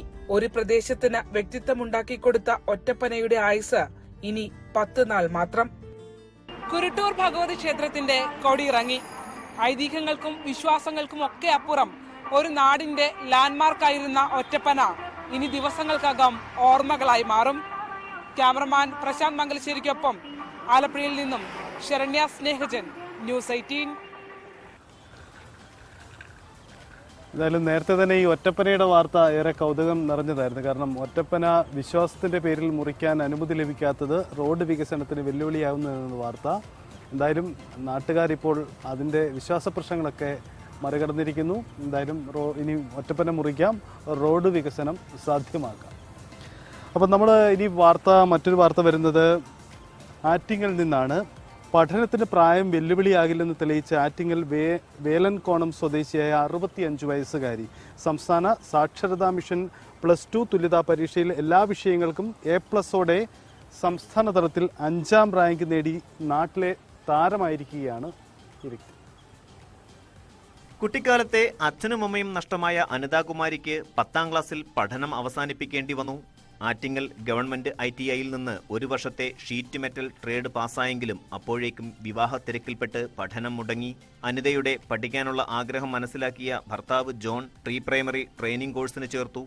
ഇതിൽ 3ാം റാങ്കോടെ വിജയിച്ചെങ്കിലും ഭർത്താവ് ജോൺ വിദേശത്തേക്ക് ജോലി തേടി പോയതോടെ പഠനം മുടങ്ങി. പിന്നീട് കുട്ടികൾ ജനിച്ചതോടെ പഠിക്കാൻ സമയമില്ലാതായെന്നും കുടുംബിനിയായി മുന്നോട്ട് പോവുകയായിരുന്നുവെന്നും അനിതാകുമാരി പറഞ്ഞു. മക്കളായ ഗീതാരാജും ബാബുരാജും പഠനം പൂർത്തിയാക്കി ജോലി നേടി. 8 വർഷം മുൻപ് കാലിന് അസുഖം ബാധിച്ച് 3 മാസത്തോളം അനിതാകുമാരി കിടപ്പിലായി. മാനസികമായി തളർന്ന അനിതാകുമാരിയെ ഭർത്താവ് ജോൺ മക്കളും ചേർന്ന് സാധാരണ ജീവിതത്തിലേക്ക് കൊണ്ടുവരാനുള്ള ശ്രമം ആരംഭിച്ചു. അനിതാകുമാരിക്ക് ഏറ്റവും ഇഷ്ടം പഠിക്കാനാണ് എന്ന് അറിയാമായിരുന്ന കുടുംബം പഠനം തുടരാൻ പ്രോത്സാഹിപ്പിച്ചു. പിന്നെ വിമർശനങ്ങൾ ഒരുപാട് ഉണ്ടായിട്ടുണ്ട്, അത് സ്വാഭാവികമാണല്ലോ. അപ്പോൾ ഈ വിമർശനങ്ങളെ ഞാനും ഈ നമുക്ക് അനുകൂലമായിട്ട് പറയുന്നവരുടെ അതേ സെൻസിൽ തന്നെ ഞാൻ ഇതും എടുത്ത്. കാരണം നമ്മൾ അനുകൂലിച്ച് പറയുന്നവരൊക്കെ കാട്ടി എനിക്ക് തോന്നുന്നത് ഈ വിമർശനമാണ് നമ്മളെ കൂടുതൽ വളർത്താൻ ഉപകരിക്കണം. അപ്പം നമുക്ക് കൂടുതലും ഡെവലപ്പ് ചെയ്യണം, കൂടുതലും പഠിക്കണം എന്നുള്ള ഒരു വാശി പോലെ മനസ്സിൽ തോന്നും. അപ്പോൾ എന്തിന് ഇത്രയും പ്രായമായില്ലേ, പിന്നെ നമുക്ക് വീട്ടിൽ സ്വസ്ഥമായിട്ടിരുന്നാൽ പോരെ, എന്തിനാണിത് പഠിക്കാൻ പോകുന്നത്, ഞാൻ ഒരു വീട്ടിൽ നല്ല കൂളായിട്ടിരിക്കാനുള്ള ഒരു അവസ്ഥയല്ലേ ഇപ്പോൾ കിട്ടിയിരിക്കണം എന്നൊക്കെ പറയുമ്പോൾ എനിക്ക് കൂളായിട്ട് തോന്നുന്ന ഇങ്ങനെ പഠിക്കാനും എഴുതാനും ഒക്കെ ഉള്ളതാണ്. അപ്പോൾ ഞാൻ അതിൽ കൂടുതൽ ശ്രദ്ധിച്ചു. പൊതുവിദ്യാഭ്യാസ വകുപ്പ് തിരുവനന്തപുരം SMV സ്കൂളിൽ വെച്ച് നടത്തിയ കഥാപ്രസംഗം കോഴ്സിൽ ചേർന്ന് 1ാം റാങ്കോടെ പാസ്സായി. ഈ കോഴ്സ് പഠിക്കുമ്പോഴാണ് +2 തുല്യതാ പരീക്ഷയെക്കുറിച്ച് അറിയുന്നത്. ഒട്ടും വൈകാതെ ആറ്റിങ്ങലെ സാക്ഷരതാ മിഷൻ ഓഫീസുമായി ബന്ധപ്പെട്ട് +2 തുല്യതാ കോഴ്സിൽ ചേർന്നു. കോവിഡ് കാലമായതിനാൽ ക്ലാസുകൾ ഓൺലൈൻ വഴിയായിരുന്നു. മക്കളുടെ സഹായത്തോടെ ഓൺലൈൻ ക്ലാസുകളിൽ പങ്കെടുത്തു. +2 തുല്യതാ പരീക്ഷയിൽ ഹ്യൂമാനിറ്റീസ് ആയിരുന്നു ഐച്ഛിക വിഷയമായി തെരഞ്ഞെടുത്തത്. +1 പരീക്ഷയിൽ 600 മാർക്കും +2-ന് 580 മാർക്കും ലഭിച്ചു. 2 പരീക്ഷകളിലുമായി 1200-ൽ 1180 മാർക്കോടെ സംസ്ഥാനതലത്തിൽ 5ാം റാങ്കും ജില്ലാതലത്തിൽ 1ാം സ്ഥാനവും കരസ്ഥമാക്കി. കേരള യൂണിവേഴ്സിറ്റി കാര്യവട്ടം ക്യാമ്പസിലെ വിദൂര വിദ്യാഭ്യാസ കേന്ദ്രത്തിൽ സോഷ്യോളജിയിൽ ബിരുദത്തിന് ചേർന്നിരിക്കുകയാണ് ഈ 65-കാരി. ജോലി എന്ന ലക്ഷ്യത്തിലേക്ക് എത്താൻ മാത്രം പഠിക്കുന്ന പുതുതലമുറയിലെ വിദ്യാർത്ഥികൾക്കിടയിൽ അറിവ് നേടാനും അറിവ് വിപുലീകരിക്കാനും വേണ്ടി പഠിക്കുന്ന ഈ അമ്മ മാതൃകയാവുകയാണ്. ഒപ്പം പ്രായം ഒന്നിനുമൊരു തടസ്സമല്ലെന്ന് തെളിയിക്കുക കൂടിയാണ്. ന്യൂസ് 18 ആറ്റിങ്ങൽ. സംസ്ഥാനത്ത് താപനില ഇങ്ങനെ ഉയരുകയാണ്. വലിയ ചൂടാണ് പലയിടങ്ങളിലും രേഖപ്പെടുത്തുന്നത്. പാലക്കാട്, കണ്ണൂർ ജില്ലകളിൽ കഴിഞ്ഞ ദിവസം 40 ഡിഗ്രി സെൽഷ്യസിന് മുകളിൽ താപനില രേഖപ്പെടുത്തി. പാലക്കാട് എരുമിയൂർ 40.6 ഡിഗ്രി സെൽഷ്യസ് താപനിലയും കണ്ണൂർ AP-യിൽ 40.3 ഡിഗ്രി സെൽഷ്യസ് താപനിലയും രേഖപ്പെടുത്തി. കേന്ദ്ര കാലാവസ്ഥാ വകുപ്പിന്റെ ഓട്ടോമാറ്റിക് വെതർ സ്റ്റേഷൻ റെക്കോർഡ് പ്രകാരം 14 സ്ഥലങ്ങളിൽ ഉയർന്ന താപനില 36 ഡിഗ്രി സെൽഷ്യസിന് മുകളിൽ രേഖപ്പെടുത്തിയിട്ടുണ്ട്. അടുത്ത 5 ദിവസം മഴ മുന്നറിയിപ്പുകൾ ഇല്ല.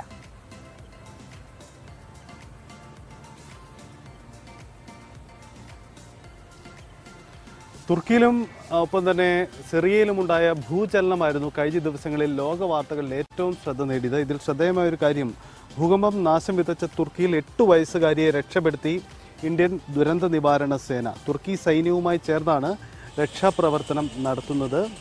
ഗ്യാസ്വൻ ടെപ്പ് പ്രവിശ്യയിലെ നുർഗാർഡിലാണ് കെട്ടിടാവശിഷ്ടങ്ങൾക്കിടയിൽ നിന്ന് കുട്ടിയെ ജീവനോടെ പുറത്തെടുത്തത്. ചൊവ്വാഴ്ച രക്ഷാപ്രവർത്തനം തുടങ്ങിയ ഇന്ത്യൻ സംഘം ഇതുവരെ 2 പേരെ ജീവനോടെ പുറത്തെടുത്തു. 13 മൃതദേഹവും ഇന്ത്യൻ സംഘം അവിടെ പുറത്തെടുത്തിട്ടുണ്ട്.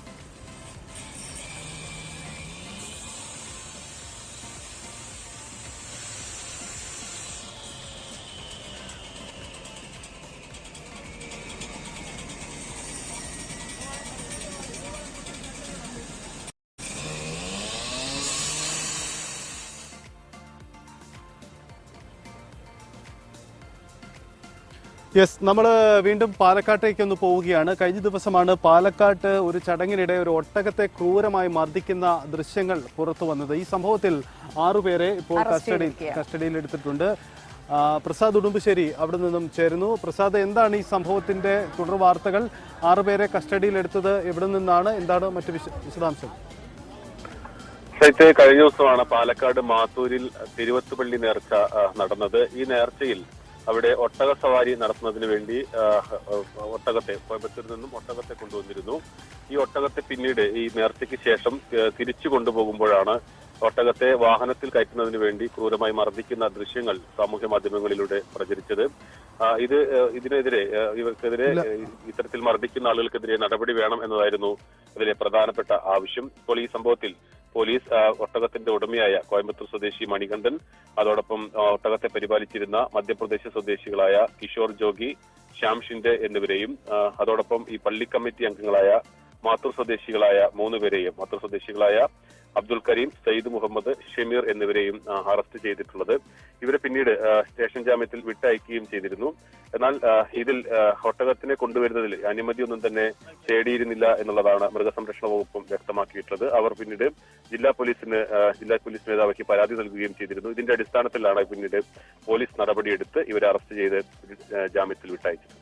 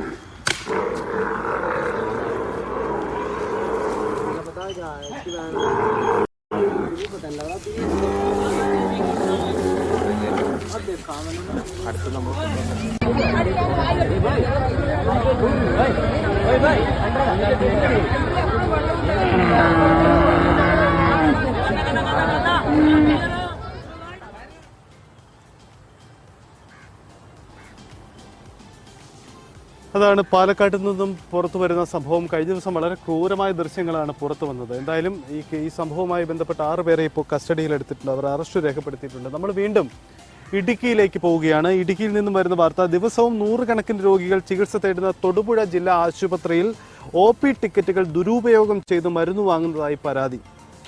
മാസങ്ങളായി തുടരുന്ന ഈ തട്ടിപ്പിനായി ആശുപത്രികൾ കേന്ദ്രീകരിച്ച് നിരവധി സംഘങ്ങളുണ്ടെന്നാണ് സൂചന. വ്യാജ പേരിൽ OP ടിക്കറ്റ് എടുത്ത ശേഷം മെഡിക്കൽ സ്റ്റോറിൽ നിന്ന് മരുന്ന് വാങ്ങാനെത്തിയ സംഘത്തെ കഴിഞ്ഞ ദിവസം പിടികൂടിയെങ്കിലും ഇതിൽ നിന്നും ഒരാൾ ഓടി രക്ഷപ്പെടുകയായിരുന്നു. കഴിഞ്ഞ മാസമാണ് വ്യാജപേരിൽ OP ടിക്കറ്റ് എടുത്ത ഒരു സംഘം മരുന്ന് കരസ്ഥമാക്കുന്നതായി ശ്രദ്ധയിൽപ്പെട്ടത്. OPയിൽ നിറയെ രോഗികൾ ക്യൂവിൽ നിൽക്കുമ്പോഴാണ് സംഘം തട്ടിപ്പിനെത്തുന്നത്. ഇവർ വ്യാജപേരിൽ കൗണ്ടറിൽ നിന്നും OP ടിക്കറ്റ് കരസ്ഥമാക്കും.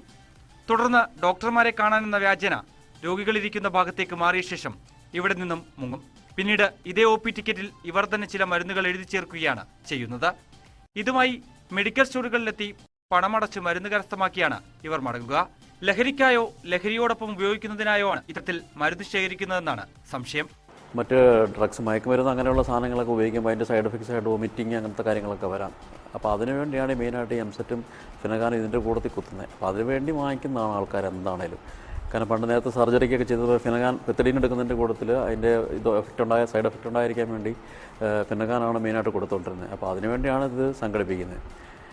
കഴിഞ്ഞ 28-ാം തീയതി ജനുവരിയിൽ വന്നേക്കുന്നതിൻ്റെ അപ്പം അന്ന് എല്ലാം കിട്ടുന്നുണ്ട്. പിള്ളേരുടെ പടം സഹിതമുണ്ട്. ശരിക്കും പറഞ്ഞു കഴിഞ്ഞാൽ അന്ന് കിട്ടുകയാണെങ്കിൽ സ്റ്റേഷനിൽ കൊടുക്കുകയും ചെയ്തിട്ടുണ്ട് നമ്മൾ. ശരിക്കും പറഞ്ഞു കഴിഞ്ഞാൽ അന്ന് ഇതുപോലെ തന്നെ വന്നിട്ട് വാർഡിൽ നിന്ന് ഒരാളെ വിളിച്ചിരുത്തി എഴുതിപ്പിക്കുകയാണ് ചെയ്തത് ഈ പയ്യനെ കൊണ്ട്. അപ്പോൾ അതാ പറഞ്ഞപ്പോൾ അങ്ങനെ ഒരു ഇതായിട്ട് നടക്കുന്നുണ്ട്. ഇത് അധികം പ്രായമുള്ള പിള്ളേരൊന്നും അല്ല. ശരിക്കും ഇവരെന്താ ഉദ്ദേശം എന്നുള്ള കാര്യം നമുക്കറിയത്തില്ല. കാരണം അറസ്റ്റ് ചെയ്താൽ മാത്രമല്ല നമുക്ക് അറിയാൻ പറ്റുള്ളൂ. പിന്നെ ഇതും കൊണ്ട് പോകുന്ന ഇവിടുന്ന് എഴുതിയിട്ട് നേരെ പോവുകയാണ്, നേരെ നീതി മെഡിക്കൽ അല്ലെങ്കിൽ മറ്റു മെഡിക്കൽ ഷോപ്പിൽ. ഇപ്പം നീതിക്കാരായതുകൊണ്ട് മാത്രമാണ് അവരത് കേസിറ്റിയും കൊണ്ട് OP ടിക്കറ്റും കൊണ്ട് കൊണ്ടുവന്ന് നമ്മുടെ അടുത്തോട്ട് സംസാരിക്കുകയും ചെയ്ത്. ബാക്കി എത്ര മെഡിക്കൽ ഷോപ്പിൽ നിന്ന് വാങ്ങിക്കുന്നുണ്ടെന്നുള്ള കാര്യം നമുക്ക് അറിയാൻ പറ്റത്തില്ല. കാരണം പ്രിസ്ക്രിപ്ഷൻ ഇവർക്ക് തന്നെ എഴുതിക്കുന്നതാണ്. ആരെ കൊണ്ടെങ്കിലും എഴുതാൻ അറിയാൻ പാടില്ല അങ്ങനെ എന്നൊക്കെ പറഞ്ഞിട്ട് ആരെ കൊണ്ടെങ്കിലും വഴി ആരെ കൊണ്ട് എഴുതിപ്പിച്ചിട്ടാണ് കൊണ്ടുപോകുന്നത്. അങ്ങനെ എഴുതിപ്പിക്കുന്നതാണ് ആ കാണുന്ന ഒരു ഫോട്ടോയ്ക്കകത്ത് കണ്ടത്. ജില്ലാ ആശുപത്രിക്ക് സമീപത്തുള്ള മെഡിക്കൽ സ്റ്റോറിൽ കഴിഞ്ഞ ദിവസം സമാന രീതിയിൽ OP ടിക്കറ്റുമായി എത്തിയ ആൾക്ക് വേണ്ടത് ഇഞ്ചക്ഷനുള്ള മരുന്നായിരുന്നു. എന്നാൽ 20 ഡോസ് ഇഞ്ചക്ഷൻ എന്ന് എഴുതിയിരിക്കുന്നത് കണ്ടതോടെ ഫാർമസിസ്റ്റിന് സംശയം തോന്നി. ചോദ്യം ചെയ്തപ്പോൾ ടിക്കറ്റ് ഉപേക്ഷിച്ച് ആൾ ഓടി രക്ഷപ്പെട്ടു. ഇക്കാര്യം ആശുപത്രി അധികൃതരെ അറിയിച്ചപ്പോഴാണ് തട്ടിപ്പാണെന്ന് വ്യക്തമായത്. ഉടൻ തന്നെ തൊടുപുഴ പോലീസിനെ വിവരമറിയിക്കുകയും രേഖാമൂലം പരാതി നൽകുകയും ചെയ്തെങ്കിലും ഇതുവരെയും ആരെയും പിടികൂടാനായിട്ടില്ല. ന്യൂസ് 18 ഇടുക്കി.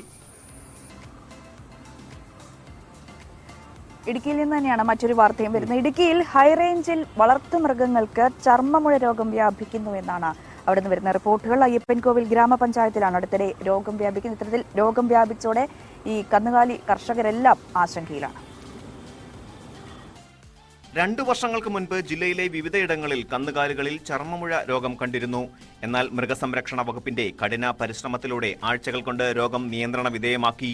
ഇപ്പോൾ വീണ്ടും അയ്യപ്പൻകോവിൽ പഞ്ചായത്തിൽ രോഗം ബാധിച്ചതോടെ കർഷകർ വലിയ ആശങ്കയിലാണ്. ഡോക്ടർമാരുടെ നേതൃത്വത്തിൽ പ്രതിരോധ വാക്സിനുകൾ നൽകുന്നുണ്ടെങ്കിലും പ്രശ്നത്തിന് പൂർണ്ണ പരിഹാരമാവുന്നില്ലെന്നതാണ് കർഷകരുടെ മറുപടി. കൂടുതൽ പശുക്കളുള്ള ഒരു കർഷകനെ സംബന്ധിച്ചിടത്തോളം ഇപ്പോൾ ഈ പാലിൻ്റെ വില ഇങ്ങനെ നിൽക്കുന്ന സാഹചര്യത്തിൽ പോലും അവർക്കത് താങ്ങാൻ പറ്റിയില്ല. അതിൻ്റെ കാരണം എന്താണെന്ന് വെച്ച് കഴിഞ്ഞാൽ ഒരു പശുവിനെ ചികിത്സിക്കുന്നതിന് ഏതാണ്ട് 3000 രൂപ അടുത്ത് ചിലവ് വരും. അപ്പം നമ്മൾ കഴിഞ്ഞ ദിവസം മൃഗാശുപത്രിയിൽ ഇതിങ്ങനെ പടരുന്നതാണെന്ന് അറിഞ്ഞപ്പോൾ തന്നെ വാക്സിൻ എടുക്കാനായിട്ട് ആശുപത്രി വിളിച്ചു കഴിഞ്ഞപ്പോൾ തന്നെ അവർ നമ്മളോട് പറഞ്ഞ് പഞ്ചായത്ത് അത് നമുക്കൊരു വണ്ടി വിട്ടു തരാൻ, അല്ല നിങ്ങൾ സ്വന്തമായിട്ട് മുടക്കേണ്ട വരും, അത് നിങ്ങൾ എന്തെങ്കിലും സംവിധാനം ചെയ്യാമെന്ന്. അപ്പോൾ പഞ്ചായത്തിൽ അറിയിച്ചപ്പോൾ പഞ്ചായത്തിൻ്റെ പ്രതികരണം, പഞ്ചായത്തിന് ഒരു വണ്ടിയേ ഉള്ളൂ, വണ്ടി വിട്ടു തരാൻ പറ്റില്ല എന്നും ഉള്ള ആ ഒരു സമീപനമാണ് അവിടെ ഉണ്ടായത്. പിന്നെ ഞങ്ങൾ സ്വന്തമായിട്ട് കാശ് മുടക്കി അവിടെ കൊണ്ടുവന്ന് വാക്സിൻ എടുക്കുകയും ചെയ്തു. പക്ഷെ വാക്സിൻ അത് ഫലപ്രദമല്ല, അതൊരു പ്രതിരോധ മരുന്നെന്ന് മാത്രമേ ഉള്ളൂ. അപ്പോൾ എനിക്ക് പറയാനുള്ളത്, ഇപ്പോഴത്തെ ഈ ഒരു സാഹചര്യത്തിൽ ക്ഷീരകർഷകരെ സഹായിക്കുന്നതിന് വേണ്ടി പഞ്ചായത്ത് ഫണ്ട് അനുവദിക്കുക എന്നുള്ളത്, മൃഗാശുപത്രിക്ക് ആവശ്യമായ ഫണ്ട് അനുവദിക്കുക എന്നുള്ളതാണ് എനിക്ക് പറയാനുള്ളത്. കാലിത്തീറ്റയുടെ വിലവർധന ഉൾപ്പെടെ വളർത്തുമൃഗങ്ങളെ പരിപാലിക്കുന്നതിനുള്ള ചെലവ് വളരെ കൂടുതലാണ്. ലഭിക്കുന്ന വരുമാനവുമായി പൊരുത്തപ്പെടാനാവാത്ത സാഹചര്യത്തിൽ പകർച്ചവ്യാധി കൂടിയതോടെ പിടിച്ചു നിൽക്കാൻ കഴിയുന്നില്ലെന്ന് കർഷകർ പറയുന്നു. പശുക്കളുടെ ശരീരത്ത് മുഴകളായി പ്രത്യക്ഷപ്പെടുകയും ദിവസങ്ങൾക്കുള്ളിൽ തന്നെ വലുതായി അവ പൊട്ടുകയും ചെയ്യുന്നതാണ് രോഗലക്ഷണം. ഇതോടെ മറ്റു പശുക്കളിലേക്കും രോഗം ബാധിക്കും. വിലയേറിയ മരുന്നുകൾ വാങ്ങി നൽകേണ്ടതിനാൽ ചെറുകിട ക്ഷീരകർഷകർക്ക് രോഗബാധ വലിയ തിരിച്ചടിയാണ്. അതേസമയം LSD എന്ന പ്രതിരോധ വാക്സിൻ നൽകുന്നുണ്ടെന്നും രോഗം സ്ഥിരീകരിച്ച പശുക്കൾക്ക് ആന്റിബയോട്ടിക് ഇഞ്ചക്ഷൻ ഉൾപ്പെടെയുള്ള മരുന്ന് നൽകി നിരീക്ഷിച്ചു വരുന്നതായും മൃഗാശുപത്രി അധികൃതർ വ്യക്തമാക്കി. അയ്യപ്പൻകോവിൽ ഗ്രാമപഞ്ചായത്തിൽ 50ഓളം പശുക്കൾക്കാണ് ഇപ്പോൾ വാക്സിൻ എടുത്തത്. ഗ്രാമപഞ്ചായത്തും മൃഗസംരക്ഷണ വകുപ്പിന്റെ ഗവേഷണ വിഭാഗവും അടിയന്തരമായി ഇടപെടണമെന്നാണ് കർഷകർ ആവശ്യപ്പെടുന്നത്. ന്യൂസ് 18 ഇടുക്കി. വളരെ പ്രധാനപ്പെട്ട മറ്റൊരു വാർത്തയിലേക്ക്. മലയാള സർവകലാശാല VC നിയമനത്തിൽ സർക്കാർ സെർച്ച് കമ്മിറ്റി രൂപീകരിച്ചത് ഗവർണറെ മറികടന്നാണ്. കമ്മിറ്റി രൂപീകരിക്കാൻ സർക്കാർ പ്രതിനിധിയെ നിർദ്ദേശിക്കണമെന്ന് ഗവർണർ നേരത്തെ അറിയിച്ചിരുന്നു. പക്ഷേ ഇത് തള്ളിക്കൊണ്ട് സർക്കാർ നേരിട്ട് സെർച്ച് കമ്മിറ്റി രൂപീകരിക്കുകയാണ് ചെയ്തിരിക്കുന്നത്. തിരുവനന്തപുരത്ത് നിന്നും നന്ദകുമാർ ചേരുന്നു. നന്ദകുമാർ, എന്താണ് വാർത്തയുടെ വിശദാംശങ്ങൾ? സജിത്, മലയാള സർവകലാശാല VC നിയമനത്തിലുള്ള സെർച്ച് കമ്മിറ്റി രൂപീകരിക്കുന്നതിൽ ഗവർണറെ മറികടന്ന് ഉന്നത വിദ്യാഭ്യാസ മന്ത്രി ഇടപെട്ടതിന്റെ തെളിവുകളാണ് ഇപ്പോൾ പുറത്തു വന്നിട്ടുള്ളത്. ഗവർണർ ഇതുവരെ ഒപ്പിട്ടില്ലാത്ത നിയമപ്രകാരം 5 കമ്മിറ്റി ഉണ്ടാക്കാൻ മന്ത്രി R ബിന്ദു ആവശ്യപ്പെട്ടതിന്റെ ഫയൽ വിവരമാണ് ഇപ്പോൾ പുറത്തു വന്നിട്ടുള്ളത്. കമ്മിറ്റിയിലേക്കുള്ള സർക്കാർ നോമിനിയെ നൽകണമെന്ന ഗവർണറുടെ നിർദ്ദേശം മറികടന്നാണ് മന്ത്രി ഉദ്യോഗസ്ഥർക്ക് നിർദ്ദേശം നൽകിയെന്നാണ് ഈ ഒരു ഫയലുകളിൽ നിന്ന് വ്യക്തമാകുന്നത്. പ്രത്യേകിച്ച് മലയാളം സർവകലാശാല VC നിയമനത്തിന് സെർച്ച് കമ്മിറ്റി രൂപീകരിക്കാൻ സർക്കാർ നടപടി തുടങ്ങിയത് ചാൻസലറായ ഗവർണറുടെ നിർദ്ദേശം തള്ളിയാണെന്ന് ഈ ഒരു ഫയലുകൾ വ്യക്തമാക്കുന്നുണ്ട്. അതോടൊപ്പം തന്നെ സെർച്ച് കമ്മിറ്റിയിലേക്ക് സർക്കാർ പ്രതിനിധിയെ ചോദിച്ച് 2022 ഒക്ടോബർ 14 രാജ്ഭവൻ ഉന്നത വിദ്യാഭ്യാസ പ്രിൻസിപ്പൽ സെക്രട്ടറിക്ക് നൽകിയ കത്തും ഈ ഒരു ഫയലിലുണ്ട്. സർവകലാശാല നിയമപ്രകാരം VC നിയമനത്തിലുള്ള സെർച്ച് കമ്മിറ്റിയിലേക്ക് സർക്കാർ പ്രതിനിധിയും അതോടൊപ്പം തന്നെ UGC പ്രതിനിധിയും ചാൻസലറുടെ പ്രതിനിധിയും ആവശ്യമാണെന്ന് എത്രയും വേഗം സർക്കാർ പ്രതിനിധിയുടെ പേര് നൽകണമെന്നും ഈ ഒരു കത്തിൽ ആവശ്യപ്പെട്ടിട്ടുമുണ്ട്. എന്നാലും സെർച്ച് കമ്മിറ്റി അംഗമാവുന്നവർ ഉന്നത വിദ്യാഭ്യാസ മേഖലയിൽ പ്രാഗൽഭ്യം തെളിയിച്ചവരും അതോടൊപ്പം തന്നെ സർവകലാശാലമായോ അതിന് കീഴിലുള്ള കോളേജുകളുമായോ ഏതെങ്കിലും തരത്തിൽ ബന്ധമുള്ളതാൾ ആയിരിക്കണമെന്നും UGC റെഗുലേഷൻ വ്യവസ്ഥയും പറയുന്നുണ്ട്. എന്തായാലും ഗവർണറുടെ ഈ ഒരു കത്ത് ലഭിച്ചിട്ടും സർക്കാർ പ്രതിനിധിയെ നൽകിയിട്ടുമില്ല. പകരം സർക്കാർ തലത്തിൽ സെർച്ച് കമ്മിറ്റി രൂപീകരിക്കാൻ ഒക്ടോബർ 29 ഫയൽ ആരംഭിക്കുകയും ചെയ്തിട്ടുണ്ട്. എന്തായാലും സർക്കാർ പ്രതിനിധിയെ ആവശ്യപ്പെട്ട് ഗവർണർ പ്രിൻസിപ്പൽ സെക്രട്ടറിയുടെ കത്ത് നൽകിയ വിവരം പ്രത്യേകം സൂചിപ്പിച്ച ഫയൽ ഉന്നത വിദ്യാഭ്യാസ മന്ത്രി ഡോക്ടർ R ബിന്ദുവിന്റെ തീരുമാനമായി അത് സമർപ്പിക്കുകയായിരുന്നു. എന്നാൽ ഗവർണറുടെ ഈ ഒരു നിർദ്ദേശപ്രകാരം 3 അംഗ സെർച്ച് കമ്മിറ്റി രൂപീകരിക്കുന്നതിന് പകരം 5 അംഗ സെർച്ച് കമ്മിറ്റി രൂപീകരിക്കാനുള്ള സർക്കാർ തീരുമാനം ഉന്നത വിദ്യാഭ്യാസ മന്ത്രി ഫയലിൽ എഴുതുകയായിരുന്നു. ഇത് പ്രകാരമുള്ള പ്രതിനിധികളെ ലഭ്യമാക്കാൻ ഫയലിൽ വീണ്ടും സമർപ്പിക്കാൻ നിർദ്ദേശം നൽകുകയും ചെയ്തു. അതോടൊപ്പം തന്നെ ഗവർണർ ഒപ്പിടാത്ത ബില്ലിൽ നിർദ്ദേശിച്ച ഘടനയിലുള്ള സെർച്ച് കമ്മിറ്റി രൂപീകരിക്കുന്നതിനായിരുന്നു കഴിഞ്ഞ ജനുവരി 7 മന്ത്രി ഫയലിൽ രേഖപ്പെടുത്തിയത്. എന്നാൽ സെർച്ച് കമ്മിറ്റിയിലേക്ക് സർക്കാർ പ്രതിനിധിയെ തേടി രാജ്ഭവനിൽ നിന്ന് കത്ത് നൽകിയ കാര്യം വീണ്ടും ഉന്നത വിദ്യാഭ്യാസ വകുപ്പിലെ ഉദ്യോഗസ്ഥർ ഫയലിൽ രേഖപ്പെടുത്തുകയായിരുന്നു. എന്തായാലും മന്ത്രി നിർദ്ദേശിച്ച രീതിയിലുള്ള സെർച്ച് കമ്മിറ്റിക്ക് വ്യവസ്ഥയിലുള്ള ബില്ലിന് ഗവർണർ അംഗീകാരം നൽകിയിട്ടില്ലെന്നും ഉദ്യോഗസ്ഥർ ഫയലിൽ ചൂണ്ടിക്കാട്ടിയിട്ടുമുണ്ട്. എന്തായാലും ഈ ഗവർണറുടെ ഒരു നിർദ്ദേശം, ഗവർണറുടെ ആ ഒരു നിർദ്ദേശം തള്ളിയാണ് ഇത്തരത്തിൽ മന്ത്രി R ബിന്ദു VC നിയമനത്തിനായി ഇടപെട്ടതിന്റെ തെളിവുകളാണ് ഇപ്പോൾ ഒരു നീക്കമാണ് സർക്കാരിന്റെ ഭാഗത്തു നിന്നും ഉണ്ടാകുന്നത്. ഗവർണർ സർക്കാർ സംഘർഷം കൂടുതൽ രൂക്ഷമാക്കുമോ എന്നത് ഈ വാർത്തയിൽ നിർണായകമാക്കുന്നുണ്ട്. എന്തായാലും പ്രഭാത കേരളം ഞങ്ങളിവിടെ വൈൻഡപ്പ് ചെയ്യുകയാണ്. എന്തായാലും തുടക്കത്തിൽ നമ്മൾ ചർച്ച ചെയ്ത ഈ CPM-ലെ ഇന്നലെ നടന്ന ചർച്ചകളും അതിന്റെ തുടർവാദങ്ങളും ഒക്കെ ഇന്നത്തെ വാർത്താ ദിനത്തിൽ, ഇന്ന് പകൽ ദിനത്തിലൊക്കെ ഫോളോ അപ്പ് ഉണ്ടാക്കുന്ന വാർത്തകളാണ്. എന്തായാലും ഈ വാർത്തകളുടെ ഒക്കെ വിശദാംശങ്ങൾ തുടർ വാർത്തകളിൽ ന്യൂസ് 18-നൊപ്പം ഉണ്ടാകും. എന്തായാലും പ്രഭാത കേരളം ഇന്നിവിടെ ഞങ്ങൾ പൂർണ്ണമാവുകയാണ്. വീണ്ടും നാളെ കാണാം. നമസ്കാരം.